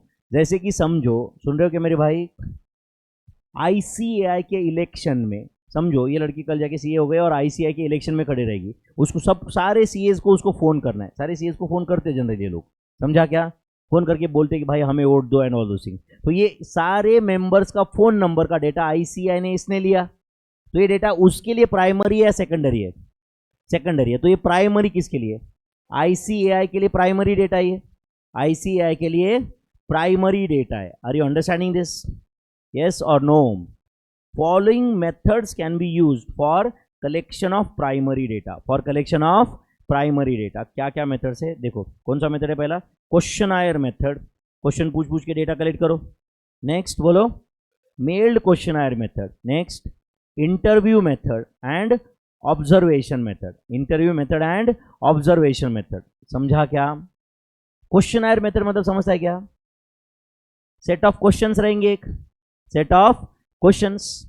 अच्छा, मेल्ड क्वेश्चनर होता है कि नहीं कभी कभी, जैसे कि अब समझो मुझे मेल आया कल, राइट, कोई टोयोटा के शोरूम से आया, वो बोल रहे कि please fill up the form, उस पर लिखा था नेम ऑफ, समझ रहा है, ईमेल एड्रेस, फीडबैक, समझ रहा है कि नहीं, are you satisfied with this, how much ranking you will give to this service. क्या कर रहे हो उस डेटा का, वो क्या कर रहे हो उस डेटा का, बोलो ना, वो डेटा का, हाँ बोलो, एनालिसिस करके वो कस्टमर्स आर हैप्पी और नॉट ये जानने की कोशिश कर रहे हैं, यस और नो। जैसे कि समझो ऐसे ही एक मेल मुझे BMW का आया था, राइट, मैंने लिख दिया वहाँ पे कि बहुत घटिया सर्विस है तुम्हारी, ये मुझे प्रॉब्लम हुआ, वो प्रॉब्लम हुआ, दूसरे दिन डायरेक्ट किसी मैनेजर का फ़ोन आया, उन्होंने बोला कि सर क्या प्रॉब्लम हुआ सर आपको, अपने फीडबैक में हमने बहुत गलत, मतलब बहुत ही थर्ड क्लास फीडबैक दिया है हमारे लिए आपने, समझ रहा है। मैंने बोला फिर हो ही तुम ऐसे, जो है वो मैंने लिखा है, जो है वो मैंने लिखा हुआ है, फिर उन्होंने कुछ रेक्टिफाई करके दिया, फ्री ऑफ कॉस्ट दिया, कुछ गिफ्ट गिफ्ट दिया, जो भी है करते हो कस्टमर का फीडबैक ठीक रखने के लिए, करेक्ट और नॉट। बट उन्होंने पहले डेटा कलेक्ट किया ना, पहले क्या कलेक्ट किया, डेटा कलेक्ट किया, कैसे किया, क्वेश्चनायर मेथड से, किससे, क्वेश्चनायर मेथड से, sometimes it can be a meld questionnaire, sometime it can be a meld questionnaire. Interview method, interview में पूछते हैं ना हम लोग क्वेश्चंस, एंड लास्ट कौन सा है, ऑब्जर्वेशन, कौन सा, ऑब्जर्वेशन। जैसे मैं तुमको ऑब्जर्व करके कुछ कंक्लूजन्स बना रहा हूं ना, कि तुम नालायक हो, सुस्त हो, करेक्ट और नॉट, सुस्त टाइप के हो, ये जो कंक्लूजन्स मैं बना रहा हूँ, ये कैसे, आप थोड़ी बता रहे हो कि सर मैं नालायक हूँ, आपने आके बताया क्या मुझे, नहीं, करेक्ट और नॉट, बट स्टिल मुझे पता चला, कैसे, ऑब्जर्वेशन। क्या, वो मैं सही हूँ गलत हूँ वो अगला क्वेश्चन है, करेक्ट और not, but I am collecting this data और नॉट। समझो कोई यहाँ पे आया और बोल रहा है कि अरे अरे बच्चे कैसे, मैं बोला नालायक है, तो ये इन्फॉर्मेशन दिया ना मैंने उसको, डेटा दिया, यानी डेटा का सोर्स क्या है, ऑब्जर्वेशन, डेटा का सोर्स क्या है, ऑब्जर्वेशन। तो ये याद रखो please, methods of collection of primary data कौन सा है, questionnaire, mail questionnaire, then interview and observation. Sources of secondary data, इसका लिस्ट तो अनलिमिटेड है, सेकेंडरी डेटा कहाँ से आ सकता है, international sources like WHO, IMF, international monetary fund ना, WHO, world health organisation, world bank, etcetera. Then government sources, private sources, unpublished data. Can unpublished data also be secondary? Yes, unpublished data can also be a secondary data, correct है। Next, checking the data for its accuracy and consistency is known as scrutiny of the data. Write down, checking the data for its, बोलो, accuracy and consistency, याद रहेगा क्या है, checking the data for its, अब ये भी MCQ आ सकता है कि नहीं, आप बताओ। Checking the data for its accuracy and consistency is known as scrutiny of the data. Methods of classification of data. There are 4 methods of classification. याद है क्या आपको, हाँ बोलो, याद है, राइट डाउन। टेम्परल क्लासिफिकेशन, क्या बोलो, टेम्परल क्लासिफिकेशन, और इसी को बोला जाता है क्रोनोलॉजिकल क्लासिफिकेशन। कौन सा, क्रोनोलॉजिकल क्लासिफिकेशन, क्रोनोलॉजिकल क्लासिफिकेशन, या इसको टाइम सीरीज ऐसे भी बोलते हैं। क्या बोलते हैं? Time series, chronological, time wise, इसको क्रोनोलॉजिकली ऑर्डर में लगाओ हम लोग बोलते हैं। समझा या नहीं? इसका मतलब क्या? Time wise. समझ रहा है क्या? जैसे कि समझो मैंने इसको पूछा कि पिछले 5 साल का ICAI का अटेम्प्ट वाइज डेटा दे दे मुझे, अटेम्प्ट वाइज रिजल्ट परसेंटेज दे दे, तो वो क्या करेगी? मई 2016, नवंबर 2016, मई 2017, नवंबर 2017। समझा या नहीं? मई 2018, नवंबर 2018 का पासिंग परसेंटेज ला के देगी ना मुझे। तो it's a chronological classification, it's a chronological classification. पहला chronological, next is geographical classification. कौन सा? Geographical, area wise geographical classification. And अब वैसे तो और भी बहुत हो सकते हैं, इसलिए इसको रिस्ट्रिक्ट करने के लिए उन्होंने क्या दिया? क्वांटिटेटिव क्लासिफिकेशन, मतलब कोई भी क्वांटिटेटिव ग्राउंड्स पे आप डेटा को क्लासिफाई कर सकते हो। जैसे कि समझो below 20 in age, above 20 in age. समझा या नहीं? या तो समझो मैंने ऐसे कर दिया 0 to 10, 10 to 20, 20 to 30, 30 to 40 as के लोग देखे मैंने वहां पे। तो कैसे मैंने डेटा को कैसे क्लासिफाई किया यहाँ पे? क्वांटिटेटिव, yes or no, या marks wise, let's say 30% to 40%, 40% to 50%, 50% to 60% marks, quantitative classification. Income wise, समझता है क्या आपको ये? And next is qualitative, qualitative classification. Qualitative मतलब on any qualitative criteria. For example let's say citizen कौन से country का है उसके बेसिस पे, on the basis of nationality, on the basis of, समझो तुम एक इंटरनेशनल एयरपोर्ट पे हो, बड़े समझो तुम न्यूयॉर्क के एयरपोर्ट पे हो। समझा या नहीं?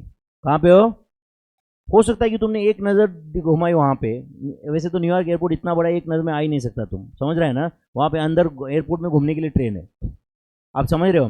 तो समझो तुम न्यूयॉर्क एयरपोर्ट पे हो, ध्यान दे रहे हो क्या? तुमने एक नज़र घुमाई, टोटल समझो आपको 2000 लोग दिख रहे हैं। कितने? हो सकता है कि वो 2000 लोग 200 अलग अलग कंट्रीज के, पॉसिबल है। कितने? 200 अलग अलग कंट्रीज के। तो मैंने समझो एयरपोर्ट पे अनाउंसमेंट कर दिया उन्होंने कि इंडिया के लोग गेट नंबर 266 के सामने आ जाओ, पाकिस्तान के लोग 265 के सामने आ जाओ, ये कंट्री के लोग ये गेट के सामने आ जाओ। हमें कुछ जो भी कुछ इंस्ट्रक्शंस देना, हमें अभी कंट्री वाइज क्लासिफाई हो जाओ। तो क्या किया उन्होंने? बोला एज वाइज किया, क्या किया? कंट्री वाइज कर दिया। अब यहाँ पे मैंने आपको राइट, हो सकता है कि डिस्ट्रिक्ट वाइज, आप महाराष्ट्र के कोई भी है, एक अलग अलग डिस्ट्रिक्ट से हो, तो डिस्ट्रिक्ट वाइज क्लासिफाई कर सकता हूँ मैं, यस और नो? एज वाइज कर सकता हूँ, मार्क्स वाइज कर सकता हूँ, जेंडर वाइज कर सकता हूँ, आपके पेरेंट्स के इनकम वाइज क्लासिफिकेशन हो सकता है। अलग अलग ग्राउंड्स है या नहीं क्लासिफिकेशन के? तो ये ग्राउंड्स कैसे डिजाइन होते हैं उसके हमने 4 क्राइटेरिया बनाए ओवरऑल। और वो कौन से बोलो? टेम्परल या chronological classification, geographical classification, qualitative and quantity. या सबसे सिंपल समझो, मैंने बॉयज गर्ल्स, बॉयज इधर बैठ जाओ, गर्ल्स इधर बैठ जाओ, क्लासिफाई कर दिया, तो it's a gender wise classification और नॉट अ क्वालिटेटिव क्लासिफिकेशन। कौन सा? Qualitative. Next, methods of presentation of data. Data presentation करने के 3 मेथड मेन है। कौन से? Textual presentation. कौन सा? टेक्सचुअल प्रेजेंटेशन, जो बहुत लेंदी प्रेजेंटेशन होता है, यस और no, where data is express in paragraphs, बराबर है ना? देन बोलो टैबुलर प्रेजेंटेशन। टैबुलर प्रेजेंटेशन जो है, इट इज द, ब्रैकेट में लिखो, the best method of data presentation. The बोलो, best method of data presentation is tabular presentation. Next बोलो डायग्रामेटिक प्रेजेंटेशन। कौन सा? Diagrammatic presentation, which includes the most attractive method, ऐसे लिख देना यहाँ पे, द मोस्ट बोलो attractive method of data presentation. Okay, textual जहां पे उधर ब्रैकेट में लिख देना most lengthy, monotonous, boring method, बराबर है कि नहीं? ऐसे बोल सकते हैं हम लोग, ऐसे लिखा है उन्होंने, मोनोटोनस मेथड। टेक्सचुअल प्रेजेंटेशन, कोई बुक जिसमें प्लेन टेक्स्ट है, ना कोई डायग्राम है, ना कोई फोटो है, ना कोई टेबल है, बोर होता है ना जरा पढ़ने में, यस और नो? टेक्सचुअल प्रेजेंट, बट पढ़ ही नहीं सकते ऐसे बोला कि मैं नहीं, बट बोर होता है। पॉसिबल है या नहीं है? और थोड़ा इंफॉर्मेशन टैबुलर फॉर्म में है, कुछ डायग्रामेटिक फॉर्म में है, then it becomes little more interesting to study और not? Textual presentation is little lengthy type of data presentation. Tabular is the best method, diagrammatic is the most attractive method. Okay, चलो यहाँ पे मैंने कुछ ऐसे दिया है, course wise number of students at percept, दिख रहा है क्या आपको? सिमिलर एग्जांपल मैंने रेगुलर बैच में भी लिया रहेगा। Course wise number of students at percept, दिख रहा है क्या? इधर कोर्स नंबर ऑफ स्टूडेंट्स दिख रहा है क्या मेरे भाई? समझो यहाँ पे जस्ट मैं सिंपल यहाँ पे इन्फॉर्मेशन लिख रहा हूँ, लेट से इट इज 25, छोटे छोटे नंबर ले लेता हूँ यहाँ पे, इज 55, सही है क्या बच्चों? लेट से it is 10, 2, it is 12 and let से इट इज 8, 1, इज 9, छोटे नंबर ले रहा हूँ मैं, चलेगा क्या यहाँ पे? अब बताओ, ये कॉलम वाइज भी हम टोटल कर सकते हैं ऐसे, तो 25 plus 35 plus 8 is it 43, then this is 33, सही है ना बच्चों? सही है क्या? 67 प्लस 9 ये 74 हुआ क्या? फिर 76 है ना? तो टोटल परसेंट में कितने स्टूडेंट्स है? 76, यस और नो? आप लोग नहीं कम हो गए तो मैं इसको 1 सेकंड में बढ़ा सकता हूं, figures in thousands, figures in thousands. अब ये 55,000 हो गए, 12,000 स्टूडेंट्स, 9,000, 76,000, यस और नो? अब बताओ बच्चों, ये टेबल एक दिख रहा है आपको, दिख रहा है नहीं? टेबल नंबर कहाँ पे लिखा है, दिख रहा है क्या आपको? टेबल नंबर, ऐसे बहुत सारे टेबल रहेंगे ना information. Course wise number of students at percept, ये क्या है आप बताओ? क्या हेडिंग, इसको क्या बोलते हैं हम लोग? टाइटल, उसको क्या बोलते हैं? टाइटल बोलते हैं या कैप्शन बोलते हैं? टाइटल, उसको क्या बोलते हैं? टाइटल। अच्छा, ईयर 2022 लिखा है उसके नीचे, ऐसा ही टेबल अगले साल बनेगा 2023 रहेगा ना उधर, उसको क्या बोलते हैं? ईयर लिखा है उसको क्या बोलते हैं? हेड नोट, उसको क्या बोलते हैं? Head note. फिर बॉयज गर्ल्स ये जो लिखा है उसको बोलते हैं कैप्शन, उसको क्या बोलते हैं? फिर ये CA foundation, CA intermediate, CA final ये जो लिखा है उसको क्या बोलते हैं? स्टब्स, स्टब, STUB, क्या बोलते हैं? स्टब। लिख के देता हूं मैं आपको, अभी पहले समझो आप ये स्टब। फिर ये जो कोर्स स्टूडेंट्स दिख रहा है क्या, उसको क्या बोलते हैं? बॉक्स हेड, उसको क्या बोलते हैं? बॉक्स हेड, समझ रहा है? एंड समझो ये सारा इंफॉर्मेशन यहाँ पे लिखो नीचे, okay, this information is given, समझो यहाँ पे लिखा है सोर्स, क्या लिखा है? Source. This information is collected from www.percept, percept.com, percept4ca.com। Information कहाँ से लिया? percept4ca.com से ये इंफॉर्मेशन लिया। Are you understanding this? तो ये क्या है? फुटनोट। तो डेटा के बारे में कोई एडिशनल इंफॉर्मेशन लिखना है, like source of the data, authenticity of data, any additional information about data, समझा या नहीं? Are you getting this? Will be written in footnote, will be written in footnote. या कोई और डिस्क्लेमर देना है, डिस्क्लेमर समझता है क्या आपको? डेटा के बारे में डिस्क्लेमर देना है। डिस्क्लेमर मतलब क्या होता है? This data has been collected from this, right और not? It is accurate as per to the best of our beliefs and knowledge, is it right और नॉट? कभी कभी क्या होता है, नहीं तो डेटा यूज करके कोई डिसीजन ले लेगा एंड पता चला बाद में डेटा गलत था, इसकी वजह से उसका नुकसान हुआ एंड बाद में वो हमें ब्लेम कर रहा है, तो हम बोलेंगे ना भाई हमने डिस्क्लेमर दिया था, हमने डिस्क्लेमर दिया था। Are you understanding this? जैसे टीवी पे डिस्क्लेमर आता है कि नहीं, वो कुछ भी प्रोग्राम चालू होने के पहले बोलते भाई इसके बाद में जो भी एडवर्टाइजमेंट आएगा वो तुम अपना दिमाग लगाओ, ये एडवर्टाइज करने वाला है, तुम देखने वाले हो, Zee TV is not responsible for this, Zee TV is not responsible for this. It's a disclaimer, it's a disclaimer. कोई भी मूवी स्टार्ट होने के पहले आजकल डिस्क्लेमर आता है, नहीं तो क्या लोग दंगा फसाद करते बाद में, ये मेरे लाइफ की स्टोरी था, ऐसे कैसे कॉपी कर दी, तो वो बोलते हैं कि भाई all the characters are imaginary, correct और not? If anything is found, any कोई रिजेम्बलेंस कुछ भी रहा तो it is mere coincidence, it is mere coincidence, correct और नॉट?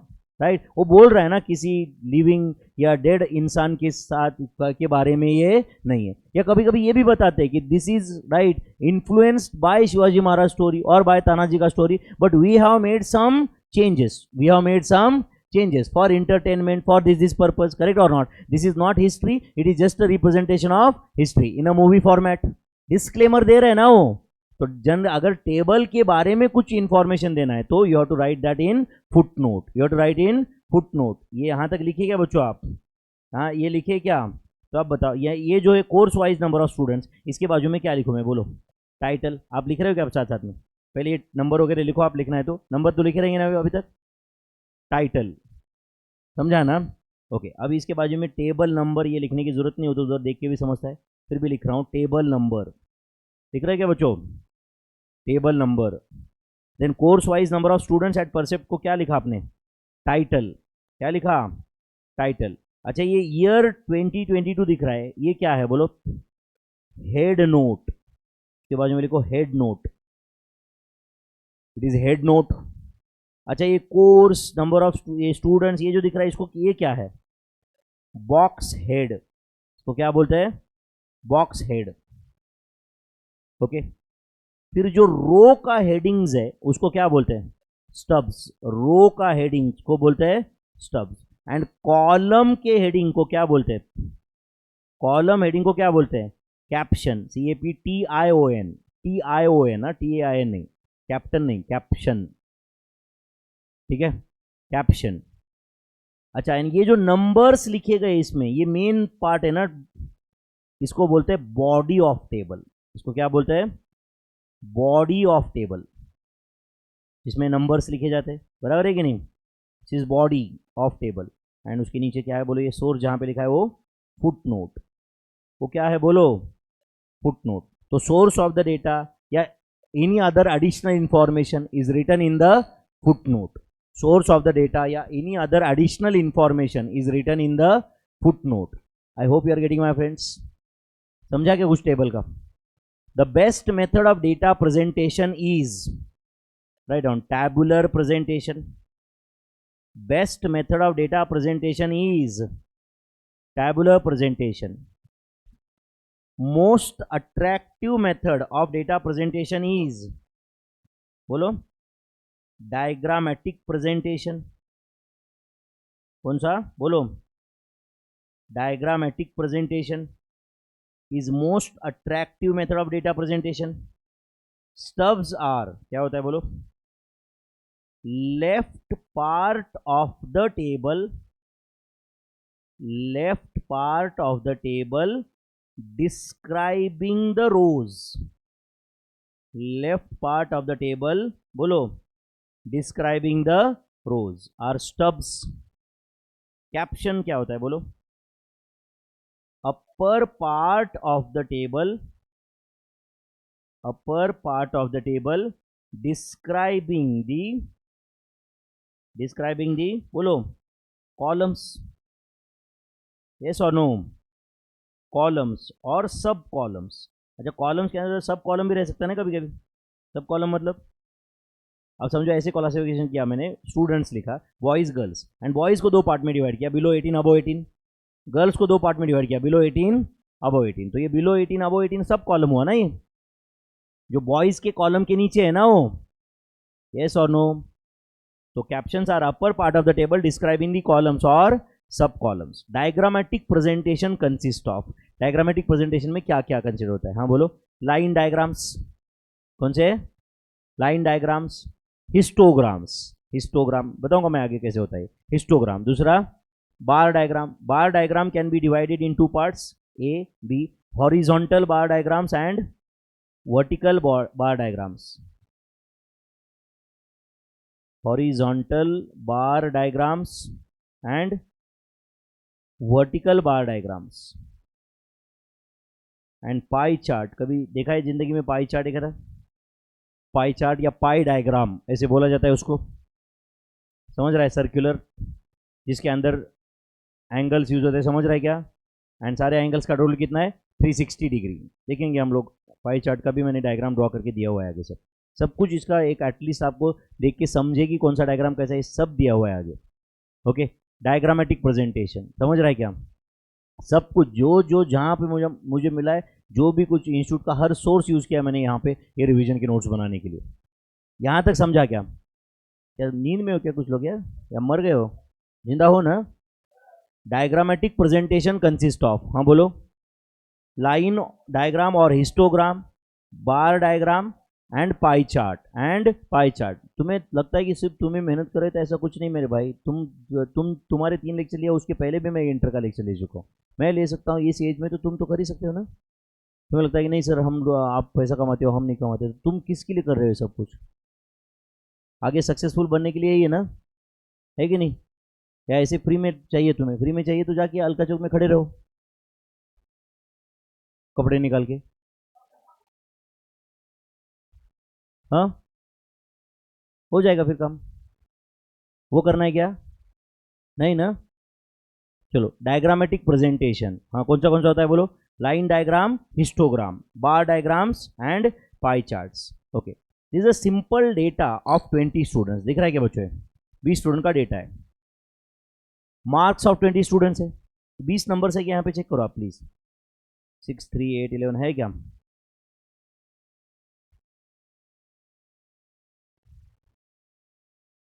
ठीक है 25 है क्या, तो 25 कर दो फिर, 20 की जगह 25 स्टूडेंट्स के मार्क्स है, simple data on marks of क्या लिखा आपने, 25 स्टूडेंट्स लिखा क्या मेरे भाई, 25 लिखा क्या उधर। अब इधर क्लास इंटरवल है, उसके अंदर लिख देना मार्क्स एंड बाद में लिखना है फ्रीक्वेंसी, फ्रीक्वेंसी मतलब क्या, फिर नंबर ऑफ स्टूडेंट्स, फ्रीक्वेंसी मतलब क्या, नंबर ऑफ स्टूडेंट्स, समझ रहे हैं। अच्छा, ये जो अभी मैं सिंपल डेटा को किस में कन्वर्ट कर रहा हूं आप बताओ मुझे, किस में कन्वर्ट कर रहा हूं मैं, ग्रुप्ड एंड क्लासिफाइड डेटा में कन्वर्ट कर रहा हूं, किस में बोलो, ग्रुप्ड एंड क्लासिफाइड डेटा में कन्वर्ट कर रहा हूं, सिंपल डेटा को मैं कन्वर्ट कर रहा हूं ग्रुप्ड एंड बोलो क्लासिफाइड डेटा में, simple data I am converting into grouped and classified. चलो बोलो, अब बताओ बच्चों 0 to 5 5 to 10 दिख रहा है क्या, अगर कोई स्टूडेंट को एग्जैक्ट 5 मार्क मिले तो 0 to 5 में आता है वो या 5 to 10 में आता है, 5 to 10 में, कहाँ पे 5 to एग्जैक्ट 10 मिले तो 10 to 15, तो 5 to 10 का मतलब होता है, हाँ बोलो 5 भी वहीं पे आएगा but less than 10, less than 10, exact 10 आते ही वो अगले ग्रुप में शिफ्ट हो जाएगा। एंड इस क्लासिफिकेशन को बोलते हैं एक्सक्लूसिव क्लासिफिकेशन, क्या बोलते हैं, एक्सक्लूसिव क्लासिफिकेशन, क्या बोलते हैं 0 to 5 5 to 10। बट अगर ये कभी कभी ऐसा रहता है, सुनो एक मिनट, 0 to 9 10 to 19, समझा क्या, 20 to 29, उसको बोलते हैं नॉन एक्सक्लूसिव या इंक्लूसिव क्लासिफिकेशन, उसको क्या बोलते हैं, इंक्लूसिव क्लासिफिकेशन। तो ये कौन सा क्लासिफिकेशन है बोलो, ये इधर बाजू में लिखता हूं मैं, कौन सा क्लासिफिकेशन है ये, एक्सक्लूसिव क्लासिफिकेशन, दिख रहे हो क्या आप, एक्सक्लूसिव क्लासिफिकेशन। एंड वो 0 to 9 10 to 19 वो जो रहता है उसको क्या बोलते हैं, इंक्लूसिव क्लासिफिकेशन। तो generally exclusive classification is preferred for a continuous variable, for a continuous variable, and inclusive classification is preferred for a discrete variable. आपको डिस्क्रीट कंटिन्यूस पता नहीं रहेगा, पता है, डिस्क्रीट वेरिएबल, कंटिन्यूस वेरिएबल, ऐसा कुछ पता है। ओके चलो 0 to 5 दिख रहा है क्या सबको ये। अब एक काम करते हैं, पहला ऑब्जर्वेशन क्या था बोलो 6, तो 6 कहाँ पे आएगा 5 to 10 में, तो ये जो मैं एक लाइन खींच रहा हूँ यहाँ पे, इस लाइन को क्या बोलते हैं, टैली मार्क, क्या बोलते हैं, हाँ चलो 3 कहाँ लिखो 0 to 5 में, 8 5 to 10 में, दिख रहा है क्या चल रहा है यहाँ पे भी, हाँ चलो 11 10 to 15 में, आप भी कर रहे हो क्या मेरे साथ, 19 15 to 20 में, नेक्स्ट 23 20 to 25 में, 24 20 to 25 में, 18 15 to 20 11 10 to 15 13 10 to 15 16 15 to 20 15 15 to 20 19 15 to 20, देखो 9 कैसे लिखा है मैंने वहाँ पे 5, समझता है क्या हो, कहाँ तक आए थे हम लोग, 19 तक आए थे ना, 11 10 to 15 20 20 to 25 16 15 to 20 8 5 to 10 9 5 to 10 2 0 to 5 3 0 to 5 5 5 to 10 4 0 to 5 बराबर है ना, 9 5 to 9 2 0 to 5 एंड 13 10 to 15। देखो काउंट करके बताओ कितना है फ्रीक्वेंसी, 5 नेक्स्ट 6 5 6 3 ना, टोटल कितना है बताइए, 11 और 25। तो इसको हम बोलते हैं summation of F, that is capital N is equal to 25, capital N is equal to 25, frequency का टोटल 25 है कि नहीं। तो क्या किया मैंने, we have converted simple data into grouped and classified data by using exclusive classification. कौन सा classification, exclusive classification. Exclusive classification is generally preferred for continuous variable, for continuous variable, and inclusive classification is preferred for discrete variable, for discrete variable। लिखो इधर exclusive classification is preferred for, exclusive classification is preferred for, is preferred for कौन सा variable, continuous variable, and inclusive classification is preferred for, inclusive classification is preferred for, बोलो, for discrete variable, is preferred for, बोलिए, discrete variable. I hope you are getting this. Inclusive classification is preferred for discrete variable. Is that clear my friends? कुछ गया क्या दिमाग में? Okay, अब कुछ data दिया हुआ है यहाँ पे, कितने ऑब्जर्वेशन से काउंट करो जरा.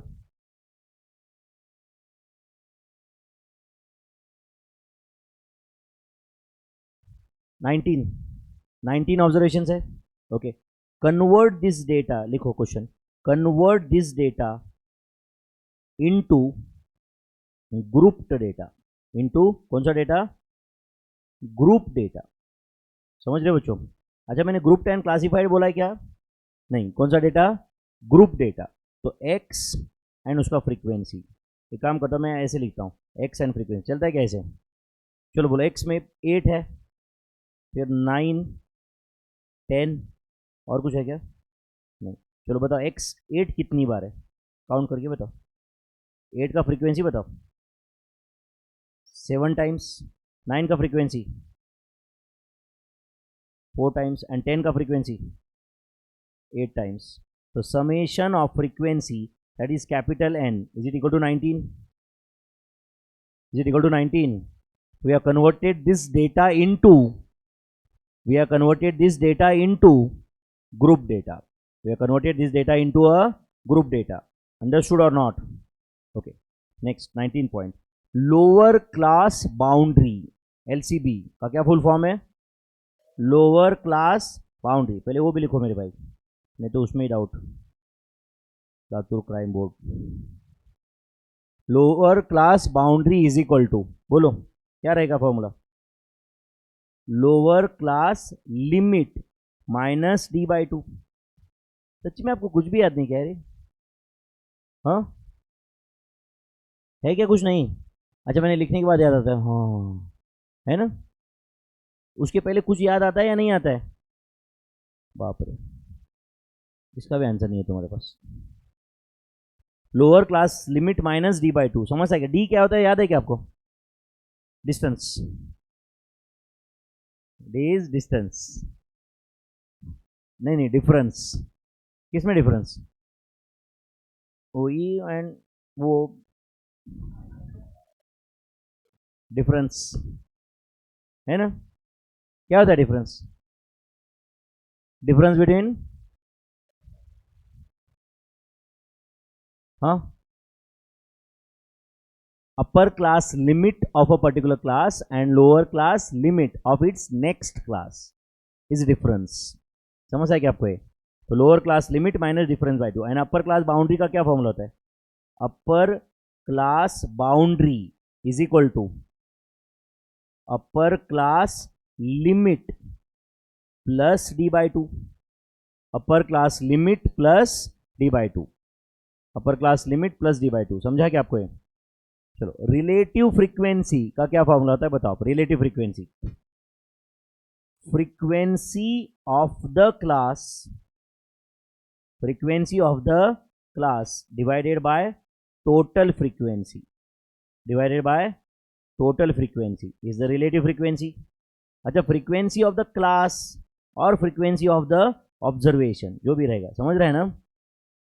यस और no? Frequency of the class और frequency of the observation divide by total frequency. And percentage frequency क्या होता है? फ्रीक्वेंसी ऑफ द क्लास और observation divided by total frequency into 100. In short, समझा होगा शायद आपको ये. रिलेटिव फ्रीक्वेंसी को 100 से मल्टीप्लाई किया तो क्या आएगा? Percentage frequency. क्या आएगा, परसेंटेज फ्रीक्वेंसी। एक बार लाइव स्ट्रीम कंफर्म कर दो भाई, हो क्या जिंदा? Yes, very good very good. चलो तुम्हें नहीं बेटा। क्या बोल? फोन नहीं है? फोन की क्या ज़रूरत है अभी? एक पर्टिकुलर लेवल क्रॉस हो गया, डायरेक्ट दिल से कनेक्शन होता है, डायरेक्ट टक टक टक टक टक टक याद आता है, ओके नहीं? ऐसे उधर ये हो जाता है ऐसे, है ना? एक पहले 2 4 15 20 दिन फ़ोन की ज़रूरत पड़ती है, उसके बाद में ऐसे याद किया डायरेक्ट उसको उधर उचकी लगती है उधर, बराबर है कि नहीं? है कि नहीं? अब उसकी याद में बीमार हो गई तुम, और क्या चाहिए? चलो क्लास विड्थ का फॉर्मूला, क्लास विड्थ क्या फॉर्मूला था, बोलो क्लास विड्थ। अपर class boundary minus lower class boundary, इसका और एक फॉर्मूला है, क्या है वो? ऐसा कोई फॉर्मूला है ही नहीं, एक ही फॉर्मूला है, अपर क्लास बाउंड्री। बनाओ मत मेरे भाई, ओके? ऑलरेडी बहुत सिलेबस है, तुम और फॉर्मूले मत बनाओ। अपर class boundary minus lower class boundary is the formula class width, सही है? क्लास मार्क का क्या फॉर्मूला है? Lower class boundary plus upper class boundary divide by 2। और एक फॉर्मूला इसका, वो क्या है? Lower class limit plus upper class limit divide by 2। And in दोनों को ऑब्वियसली सेम ही आंसर आता है। तो क्लास मार्क को ही हम और क्या बोलते हैं? क्लास मिड पॉइंट भी बोलते हैं। क्या बोलते हैं? क्लास मार्क को क्लास मिड पॉइंट भी बोलते हैं। क्लास मार्क और क्लास मिड पॉइंट ऐसे लिखो होते, क्लास मार्क और class mid point is equal to lower class boundary plus upper class boundary divide by 2, या lower class limit plus upper class limit divided by 2। Frequency density का क्या formula होता है? Frequency of the class, frequency of the class divided by class width divide by class width. And class width कैसे calculate करते हैं? अपर class boundary of that class minus lower class boundary of that class, frequency of the class divided by class width is the frequency density। less than type of cumulative frequency कैसे calculate करते हैं? frequency of the class, frequency of the class plus sum of frequencies of all preceding classes, frequency of the class plus sum of frequencies of all preceding classes is less than type of cumulative frequency। frequency of the class plus sum of frequencies of all preceding classes and greater than type of cumulative frequency होता है frequency of the class plus sum of frequencies of all succeeding classes, sum of frequencies of all succeeding classes, frequency of the class plus sum of frequencies of all succeeding classes is greater than type of cumulative frequency, is greater than type of cumulative frequency। समझा क्या? तो अभी तक ये जो भी फॉर्मूले मैंने बताया वो रिवाइज करने के लिए सबसे बेस्ट तरीका, एक क्वेश्चन लिया मैंने जिसमें सब कुछ आपको फाइंड करना है। दिख रहा है क्या आपको? पॉइंट नंबर 20 दिख रहा है क्या? अच्छा, ये 19 कंप्लीट किया क्या आपने सब? क्या फॉर्मूला है less than type of cumulative frequency का? Frequency of the class plus sum of frequencies of all preceding classes greater than type of cumulative frequency, frequency of the class plus sum of frequencies of all succeeding classes. ठीक है बच्चों? ठीक है, चलो 10 to 20 दिख रहा है क्या आपको? ये सब क्लास, उसका फ्रीक्वेंसी भी दिया हुआ है आपको, दिया हुआ है कि नहीं फ्रीक्वेंसी? एंड बचा हुआ सब अपने को कंप्लीट करना है। करेंगे क्या कंप्लीट? साथ में कंप्लीट करते बच्चों, बेटर है प्लीज़। मैं आप कंप्लीट कर सकते हो मैं जानता हूँ, फिर भी मुझे भी आपके साथ आने दो प्लीज़, मेरा रिक्वेस्ट है आपको। ओके, तो क्लास इंटरवल फ्रीक्वेंसी दिख रहा है आपको ये? चलो lower class limit and upper class limit क्या रहेगा बताओ? 10 20 लोअर क्लास अपर क्लास, समझ आएगा आपको? नेक्स्ट बोलो 20 60, नेक्स्ट 60 80, नेक्स्ट 80 100, नेक्स्ट 100 120, नेक्स्ट 120 140। अच्छा ये जो विड्थ है वो हमेशा कोई सेम होना जरूरी है क्या? नहीं। अच्छा ये एक्सक्लूसिव क्लासिफिकेशन था या इंक्लूसिव था? एक्सक्लूसिव। क्या था? एंड एक्सक्लूसिव क्लासिफिकेशन था, इसलिए limits and boundaries are same. जैसे कि 10 to 20 है, 10 to 20 है ना, अगला 20 to 60 है ना, तो फिर 20 to 60 है ना, अगला वापस 60 से ही स्टार्ट हो रहा है, तो डिफरेंस 0 है ना। That means limits and boundaries are same, limits and boundaries are same. तो lower class boundary upper class boundary क्या आएगा यहाँ पे?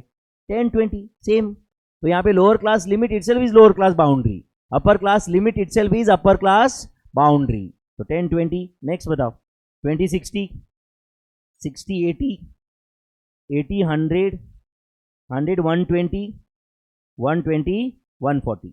सही है बच्चों? अच्छा फ्रीक्वेंसी का टोटल कितना है एक बार करके बताओ मुझे। Capital N is equal to 322 50 है क्या? कैपिटल एन 50 है क्या मेरे भाई? मतलब समेशन ऑफ फ्रीक्वेंसी 50 है क्या? अच्छा आप बताओ रिलेटिव फ्रीक्वेंसी का क्या फॉर्मूला था? Frequency of the class divided by total frequency. तो tell me is it 5 divide by 50? Tell me is it 0.10, 10 या 0.10? 0.10। नेक्स्ट हाँ बोलो 8 डिवाइडेड बाय 50 कितना था? 0.16, 0.16 है क्या? Next 7 divided by 50 is it 0.14? 20 divided by 50 is it 0.40? 3 divided by 50 is it 0.06? And 7 divided by 50 is it 0.14? Is it 0.14? So frequency of the class divided by total frequency, frequency of the class divided by total frequency is relative frequency, and relative frequency को ही आप 100 से multiply करो percentage frequency आ जाएगा। Tell me answer. 10%, 16%, 14%, 40%, 6%, 14%। And please बच्चों याद रखो relative frequency का टोटल हमेशा 1 आएगा, परसेंटेज फ्रीक्वेंसी का टोटल हमेशा 100% आएगा। देखिए तो मैं यहाँ पे नीचे लिख रहा हूँ summation of relative frequency, summation of बोलो relative frequency is equal to क्या लिखो? 1.00। summation of relative frequency is 1.00 and summation of बोलो percentage frequency, summation of percentage frequency is 100%, summation of percentage frequency is 100%। समझा बच्चों? Okay अब find करना है frequency density. क्या फाइंड करना है? Frequency density. तो अब बताओ पहले क्लास का फ्रीक्वेंसी कितना है? 5 divided by class width find करना है। काम करते पहले क्लास विड्थ फाइंड करके लेते, चलेगा क्या? क्लास विड्थ भी है, अगला कॉलम दिख रहा है क्या आपको? बोलो क्लास विड्थ पहले फाइंड करते हैं। बोलो अपर class boundary minus lower class boundary कितना है? 10, नेक्स्ट 40, नेक्स्ट 20, नेक्स्ट 20 20 20। सही है क्या? चलो बोलो फ्रीक्वेंसी डेंसिटी बताओ अभी। Frequency of the class divide by class width is it 5 divide bye 10? Next बोलो 8 divided by 40, next 7 divide by 20, next 20 divide by 20, 3 divide by 20, 7 divide by 20। तुम चाहो तो इसका आंसर भी फाइंड करके लिख सकते हो, ऐसे रखा तो भी कोई प्रॉब्लम नहीं। तो बोलो 5 डिवाइड बाय 10 कितना था? 0.50, देन 0.20, 0.14 सॉरी 0.35, देन 1, 0.15, 0.35। इसका टोटल वगैरह मत करो, समझा ना? टोटल कुछ भी आ सकता है। Are you getting my friends? चलो क्लास मार्क बताओ मेरे भाई। क्लास मार्क मतलब क्लास मिड पॉइंट बताओ। Is it 15, 40, 70, 90, 110, 130? सही है क्या? कौन सा फॉर्मूला यूज किया यहाँ पे? LCL plus UCL divide by 2 और LCB प्लस UCB। अब यहाँ पे वैसे भी लिमिट्स एंड बाउंड्री सेम थे, अलग भी रहते तो दोनों में से कोई भी फॉर्मूला यूज कर सकते थे आप। चलो less than type of cumulative frequency. हाँ बोलो 5, देन 5 प्लस 8 कितना आता है? 13, 13 प्लस 7 20, 20 प्लस 20 40, 40 प्लस 3 43, 43 प्लस 7 50। समझा क्या आपको ये? टोटल 50 स्टूडेंट्स है। अब बताओ greater than type of cumulative frequency में पहला ही नंबर क्या आएगा 50, मतलब how many, it is as good as how many students have got more than 10 marks, 50 all. Next question है how many students have got more than 20 marks, तो 50 में से सिर्फ 5 स्टूडेंट निकाल दो जिनको 10 से 20 में मार्क है, 45। फिर 45 से 8 निकाल दो, कितने बचे 37, 37 में से 7 निकाल दो 30, 30 में से 20 निकाल दो 10, 10 में से 3 निकाल दो 7। तो कितने स्टूडेंट्स को 120 से ज्यादा मार्क्स है 7, मोर देन 120। समझा क्या आपको? ये लास्ट वाले 2 कॉलम समझे क्या? पक्का? ये था पहला कैसे आया 5 बताओ, वाई इज इट इज 5 + 8 13, 13 + 7, फिर जो भी आया +20 +3 +7, फिर 50 लिखा, 50 में से फ्रीक्वेंसी डिडक्ट की। This is greater than type of cumulative frequency, greater than type of cumulative frequency. और एक ऐसा ही टेबल कंप्लीट करना है क्या? तो ये इंक्लूसिव क्लासिफिकेशन है, एक्सक्लूसिव है, आप बताओ।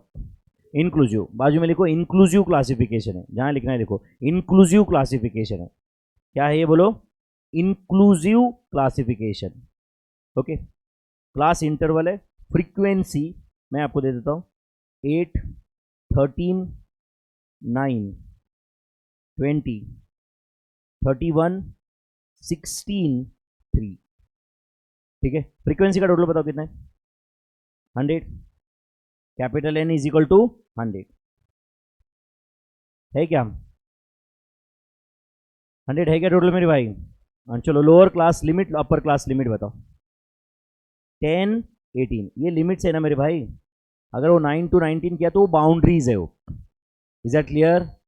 10 to 18। नेक्स्ट बताओ 20 to 30। एक याद रखो, जो अपने को ऐसे दिखता है डायरेक्टली 10 to 30, 10, 30 दिख रहा है ना आपको, जो वो लिमिट्स रहते कभी, समझा है नहीं? एंड उसको तुमने एक्सक्लूसिव में कन्वर्ट किया तो बाउंड्रीज आते। किसमें कन्वर्ट किया? एक्सक्लूसिव में। एक्सक्लूसिव में कन्वर्ट किया तो ये क्या आएगा? 9 to 19, 19 to 39, 39 to 99 कन्वर्ट किया ना फिर आपने, तब जो दिखते हैं वो बाउंड्रीज रहते हैं। क्या रहते हैं? बाउंड्रीज। हाँ चलो 20 to 38। Next 40 to 98, 100 to 168, 170 to 218, 220 to 318, 318 to 320 to 398। ये लिमिट्स थे। हाँ चलो बाउंड्रीज बताओ अभी। 9 to 19। अच्छा बताओ कौन सा फॉर्मूला यूज किया है 9 कैलकुलेट करने के लिए? लोअर क्लास लिमिट कितना था? 8 minus plus difference by 2। Difference कितना था? 2/2 इज 1, तो उसमें ऐड कर दिया। अपर क्लास बाउंड्री में ऐड कर दिया, लोअर क्लास लिमिट में से डिफरेंस बाय 2 डिडक्ट कर दिया, तो 10 - 1 एंड 18 + 1। समझा क्या? हम बोलो नेक्स्ट बताओ। 19 to 39। Next 39 to 99। Next 99 to 169। Next 169 to 219। Next 219 to 319। Next 319 to 399। सही है क्या? चलो रिलेटिव फ्रीक्वेंसी बताओ अभी। Relative frequency, frequency of the class divide by total frequency कितना आता है बोलो? Is it 0.08, 0.13, 0.09, 0.20, 0.31, 0.16, 0.03? यहाँ पे टोटल 100 था, इसकी वजह से काम आसान हुआ नहीं? यस और नो? परसेंटेज फ्रीक्वेंसी बताओ। ऑब्वियसली इसका टोटल 1.00 आएगा, दिस इज 100%। बताओ जल्दी कितना? 8%, 13%, 9%, 20%, 31%, 16% एंड 3%। चलो क्लास मार्क बताओ अभी, क्लास मार्क। अच्छा बताओ अभी बच्चों, lower class limit plus upper class limit 10 + 18 divide by 2 क्या आएगा? 14 आएगा कि नहीं? एंड अब एक काम करो, lower class boundary plus upper class boundary करो, तो 9 + 19, तो टोटल फिर भी 28 आने वाला है ना यार।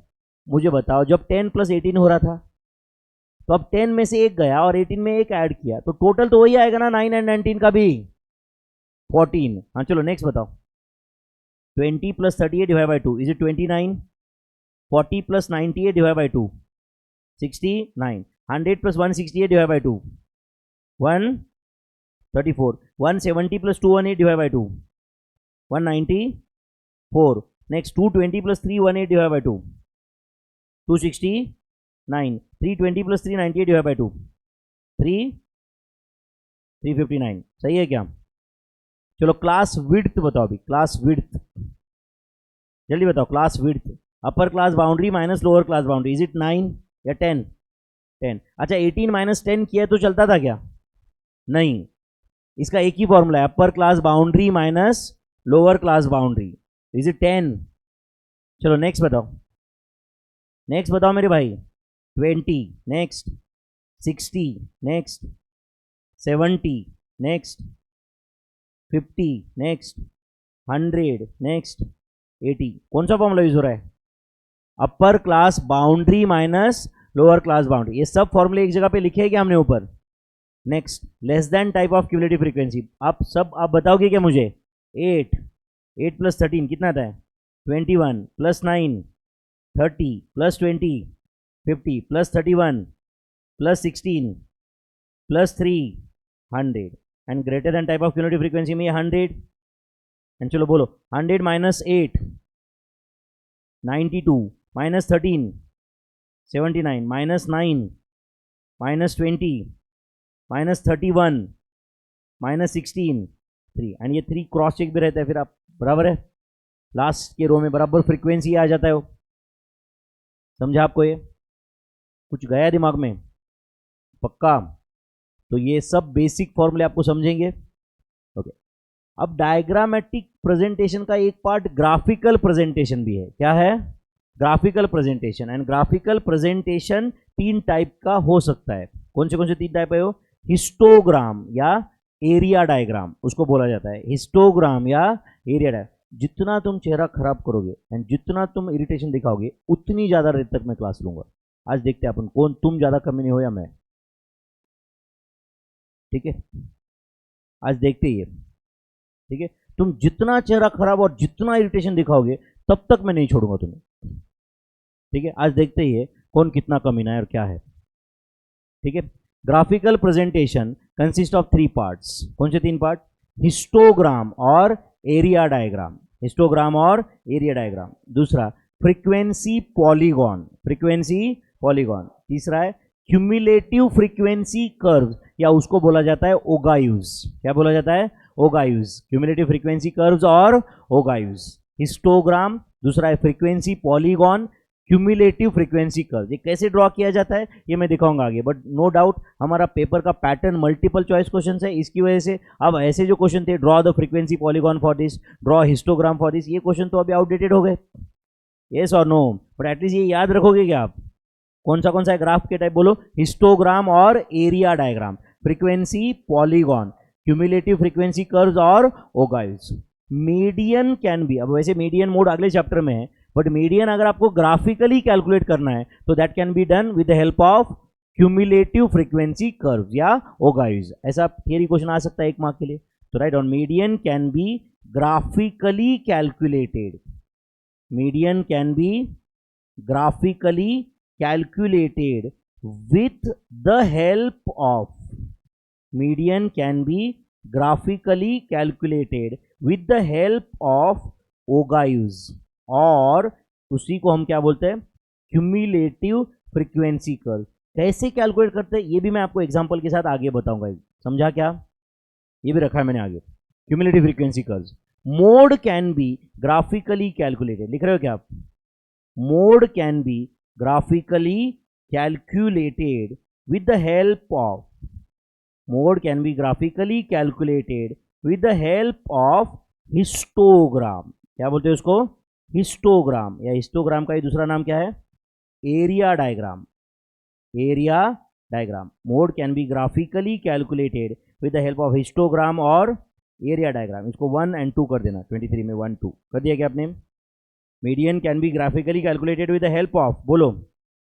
Median can be graphically calculated with the help of ogives और cumulative frequency curves. And mode can be graphically calculated with the help of histogram और एरिया डायग्राम. हिस्टोग्राम और area diagram.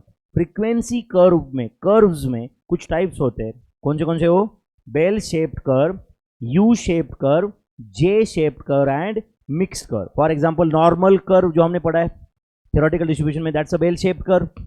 That's a bell shaped curve, मतलब वो ऐसा होता है. Yes और no. You shaped curve समझता है कि आपको ये, जैसे आपने मेरे ख्याल से इकोनॉमिक्स में बहुत कुछ सीखा रहेगा, ऐसे मार्केट में कॉस्ट एनालिसिस में पढ़ा रहेगा कि नहीं.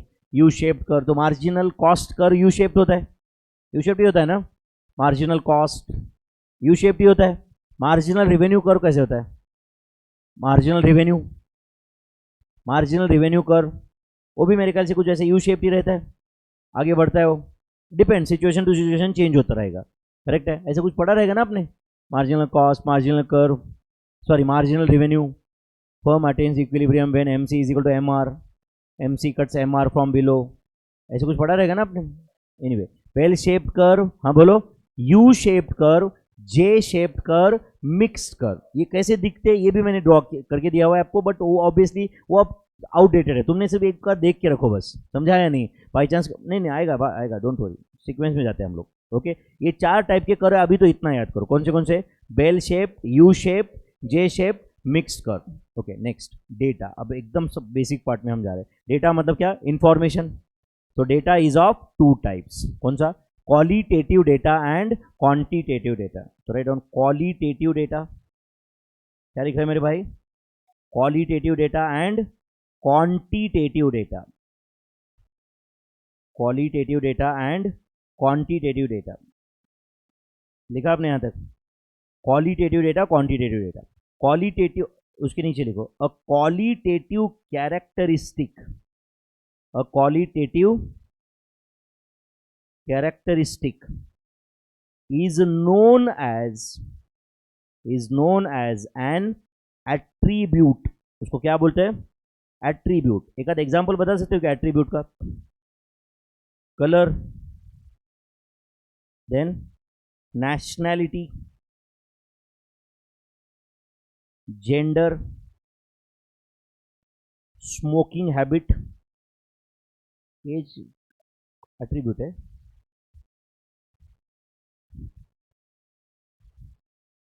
इंटेलिजेंस भी अब थोड़ा उस पर discuss. Intelligence no doubt it can be qualitative, but IQ होता है ना, मेजर होता है ना. IQ, intelligent quotient. आजकल आईक्यू मेजर होता है, पता है कि आपको ये? इंटेलिजेंट कोशेंट आईक्यू मेजर किया जा सकता है. समझ रहे हैं? नो डाउट उस पर कुछ फुल प्रूफ टेक्नोलॉजी कहीं वर्ल्ड में अवेलेबल नहीं है, बट आईक्यू मेजर होता है.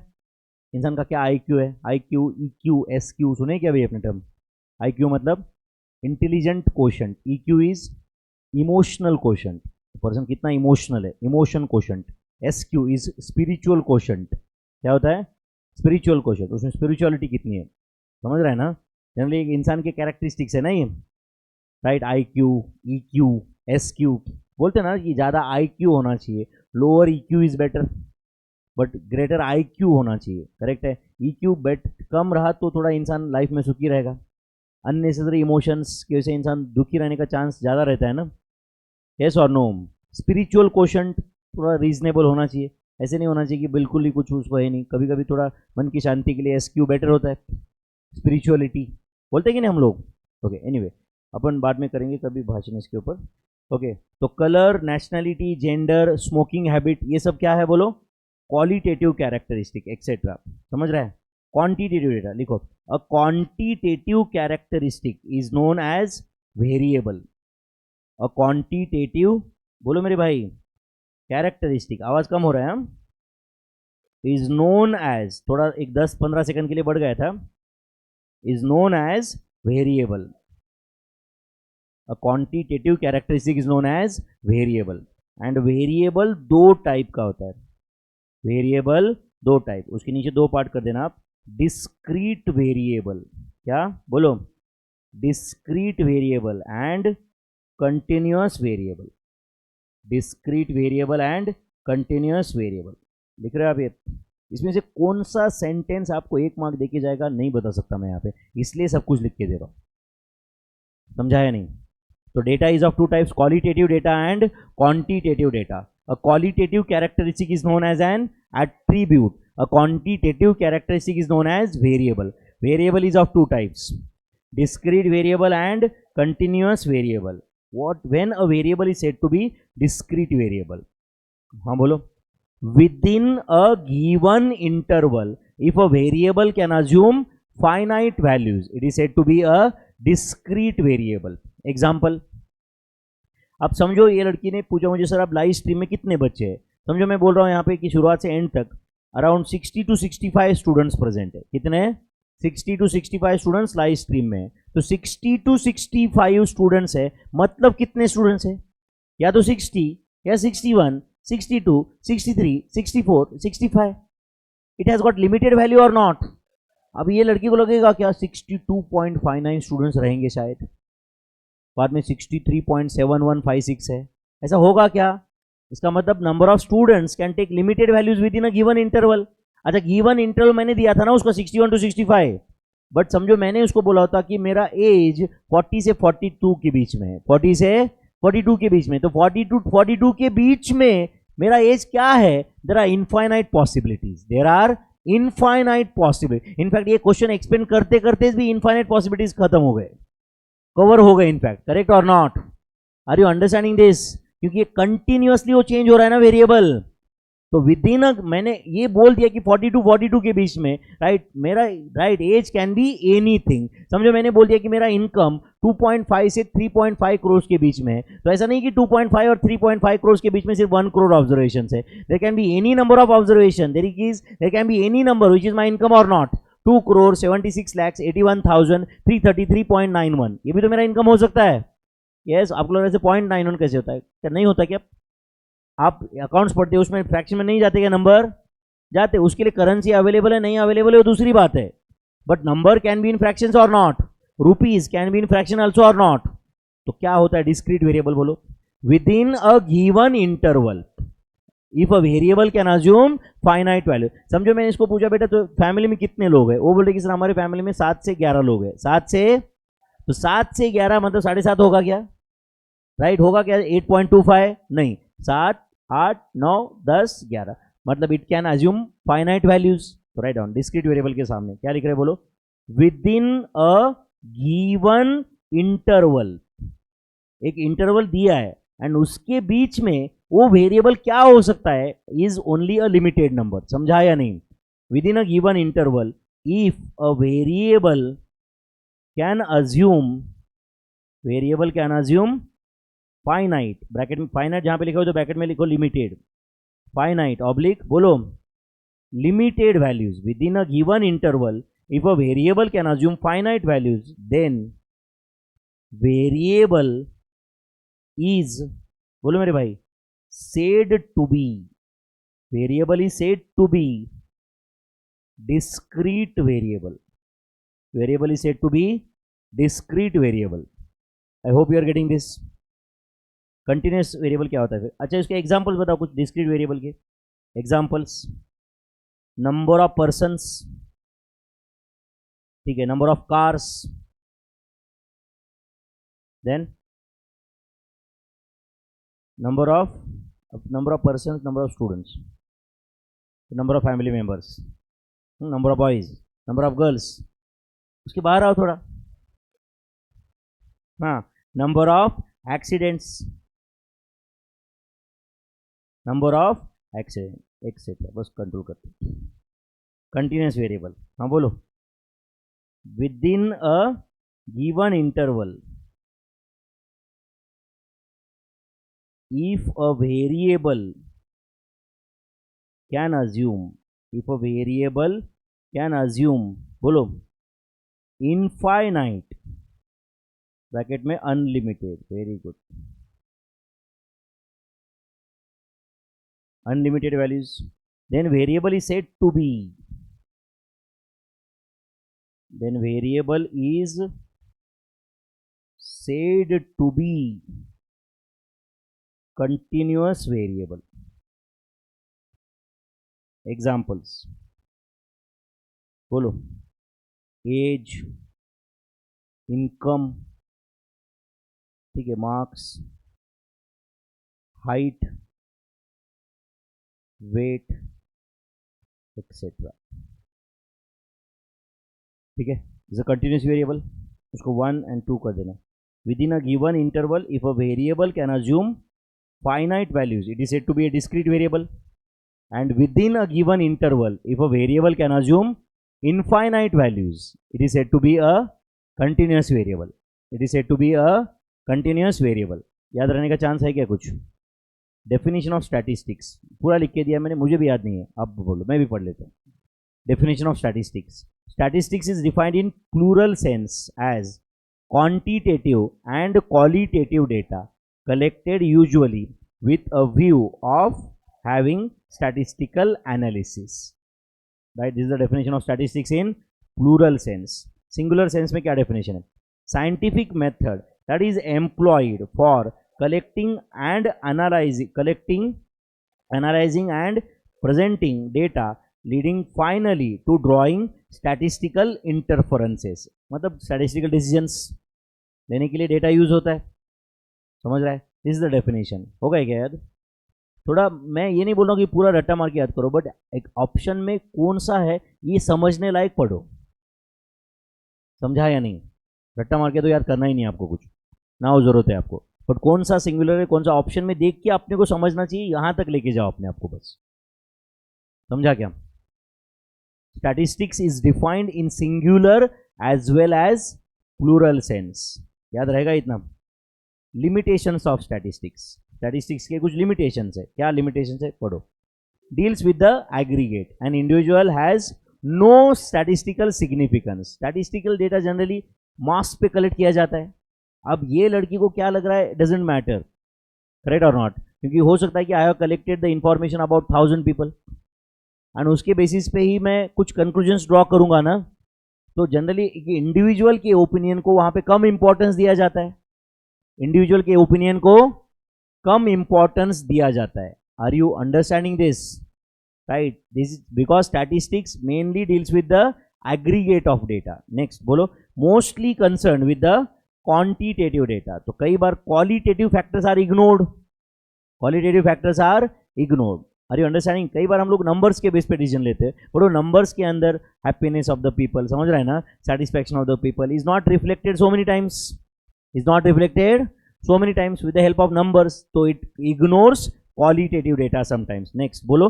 Based on assumption. इसमें तो कोई डाउट नहीं है. स्टैटिस्टिक्स इज बेस्ड ऑन, आप लॉ ऑफ डिमांड आपने बनाया, लॉ ऑफ सप्लाई बनाया, स्टैटिस्टिकल डेटा के बेस पे बनाया, but obviously it is based on so many assumptions. Correct और नॉट? सबसे पहला तो जो डेटा हमारे पास है वो डेटा ऑथेंटिक है, यही सबसे बड़ा एजम्पशन है. राइट. कोई डेटा हम कलेक्ट करते, कल हमारे एक्चुअली यहाँ पे घर पे आया था, एक पुणे म्यूनिसिपल कॉर्पोरेशन का एक आया था, कोई तो बोला कि हाइजीनिकनेस के रिलेटेड, राइट, हम कुछ सर्वे कर रहे हैं, ऐसे बोला. राइट. फिर फोटो वोटो लिया, मेरा नाम पूछा, बर्थ डेट पूछा, और बोला कि सर सोसाइटी में आपको ये होता है क्या? मैंने बोला बहुत बढ़िया, बहुत क्लीनिंग होता है, बहुत मस्त होता है, सब कुछ अच्छा, थैंक यू वेरी मच, जाओ. मेरा कोई मूड नहीं था उसको सच डेटा बताने का, कोई कुछ नहीं था, समझाया नहीं, जो भी कुछ रहेगा. मैंने उसको, उसने पूछा मुझे कि सर आर यू सेटिस्फाइड? मैंने बोला yes. Are you satisfied with this? Yes. Are you satisfied with this? Yes. अब मेरे जैसे लोगों से डेटा कलेक्ट करके ले रहा है, आप बताओ क्या डिसीजंस लेने वाले उधर? अच्छा, डिसीजंस ले भी लिया तो वो डिसीजन में कितना सीरियस है, वो ऑथेंटिसिटी है क्या कुछ? बिकॉज जो पर्सन रिस्पॉन्ड कर रहा है इज नॉट सीरियस. इनफैक्ट जो पर्सन कलेक्टिंग है he is also not serious. वो खुद ही गुटखा खा के आया था, दिख रहा था. आप समझ रहे हो कि नहीं? Are you understanding this? वो कितना सीरियस रहेगा हाइजीनिक कंडीशंस के बारे में, सोचो. आप समझ रहे हो या नहीं? Okay. limitations of statistics based on assumption, so projections are likely to be inaccurate, and statistics is based on random sampling, and so many times sample is not the correct representative of population. Sample may not be a correct representative of population. हम लोग हजारों लोगों के बारे में conclusions draw करते हैं on the basis of 10-15 characteristics. समझा या नहीं? 10, 15, 20, 100 लोगों का डेटा स्टडी करते हैं, and we make the conclusions about on hundreds or not. We make the conclusions on hundreds. So it is based on random sampling. एक बार वापस पढ़ोगे क्या ये 4 पॉइंट? Limitations of statistics पढ़ो. Deals with the aggregate. No बोलो importance to the individual observations. Next बोलो. Mostly concerned with the quantitative data based on assumptions and based on random sampling.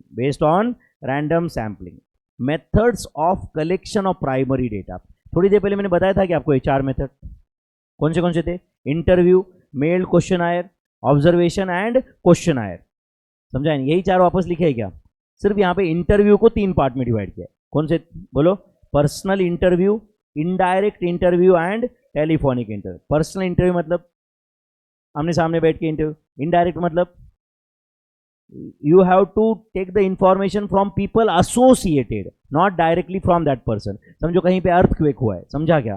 तो जो लोग अफेक्टेड है उनको पूछने की बजाय मैं, समझ रहे हैं ना, उस गांव में मान लो कोई वाटर सप्लाई करता है, कोई इलेक्ट्रिसिटी सप्लाई करता है, या कुछ गवर्नमेंट के ऑफिसर्स वहां पे जा रहे हैं, या कोई मीडिया है, समझ रहे हैं ना, उनको पूछ के हम लोग इंफॉर्मेशन कलेक्ट कर रहे हैं। Is indirect interview, is indirect interview. I hope you are getting this, correct है। एंड टेलीफोनिक इंटरव्यू, तो नाम में ही क्लियर है, येस और no. Mailed questionnaire, observation, and last कौन सा है बोलो? Questionnaire field and send by the enumerator. मतलब एक क्वेश्चन राइट पूछता है एंड सामने वाला आंसर दे रहा है, समझ रहा है? क्वेश्चनायर एंड मेल क्वेश्चनायर पहले लिखा है, समझ रहा है क्या बच्चों? ओके, बस ये 30th पॉइंट इतना पढ़ते आज का लेक्चर खत्म। 30th पॉइंट, हाँ पढ़ो। A, in personal interview investigator meets to the respondent directly and collect the information. Personal interview, समझ रहा है क्या? हमने सामने बैठ के ये डेटा कलेक्शन चल रहा है, यस और नो? सेकंड, हाँ बोलो। If there are some practical problem in reaching the respondents directly, then we may go for indirect interview when investigator collects the information from the persons associated with the problem। Underline करो इसको, persons associated with the problem से information collect किया जाता है, persons associated with the problem। and next बोलो, telephonic interview is quick and non-expensive method to collect primary data। Correct है। Quick क्या हुआ? क्या बोल रहे थे? अच्छा आगे पढ़ रहे थे क्या? अच्छा first two. Telephonic interview is, बोलो क्या था? Quick and non expensive method. Non expensive method समझ रहे हैं? First two methods are inapplicable when there is large data. When there is बहुत बड़ा डेटा रहा तो पर्सनल इंटरव्यू पॉसिबल है क्या? इनडायरेक्ट इंटरव्यू पॉसिबल है क्या? नहीं है। तो क्या बेटर है? Telephonic. The amount of non response is maximum for third method of data collection. लोग फोन उठाते ही नहीं है, उठाया तो बात ही नहीं करते। कई बार होता है यार, अरे आप दिन में कुछ कभी कहा मुझे तो कितने क्या जो भी फोन आते, सर स्वाति बोल रही हूँ IDFC बैंक से, मैं हेलो हेलो स्वाति, समझ रहे? हेलो स्वाति, आवाज़ नहीं आ रही स्वाति, कट। समझा है नहीं? अब सीधी सी एक तो मैं फ़ोन उठाता नहीं है, एंड उठाया तो अब उनका एक स्टैंडर्ड क्वेश्चन रहता है, भाई sir loan, rate of interest, credit card, premium facility. मैं बोलता हूँ मेरे पास ऑलरेडी है। नहीं सर आप सुन तो लो फीचर्स, बताओ। आप समझ रहे हो क्या? आप या तो कट कर देते या गाड़ी वीडियो में ड्राइव वाइव करते रहे तो फुल टाइम पास। बताओ, तुम्हें काम नहीं है, मुझे काम नहीं है, आप समझ रहे हो ना? मुझे काम नहीं है, मस्त बातें करते बैठते। आप समझ रहे हो क्या? तो सीधी सी बात है, यहाँ पे सीरियस कोई है ही नहीं। नॉन रिस्पॉन्स, या तो उठाएगा ही नहीं फोन, राइट, या तो इन्फॉर्मेशन गलत देगा, करेक्ट और नॉट? बट अब बताओ, when there is a large data, when there is a large data, right, telephonic interview के या टेलीफोनिक कन्वर्सेशन के बजाय आपके पास ऑप्शन भी नहीं है। मेल्ड को तो आज 99% मेल अनरिस्पॉन्डेड रहते, 99% मेल अनरिस्पॉन्डेड रहते। नेक्स्ट, स्क्रूटिनी ऑनवर्ड्स हम कल देखेंगे। कुछ समझा यहाँ तक? Shall we stop here for the day? Thank you very much. Bye bye बच्चों।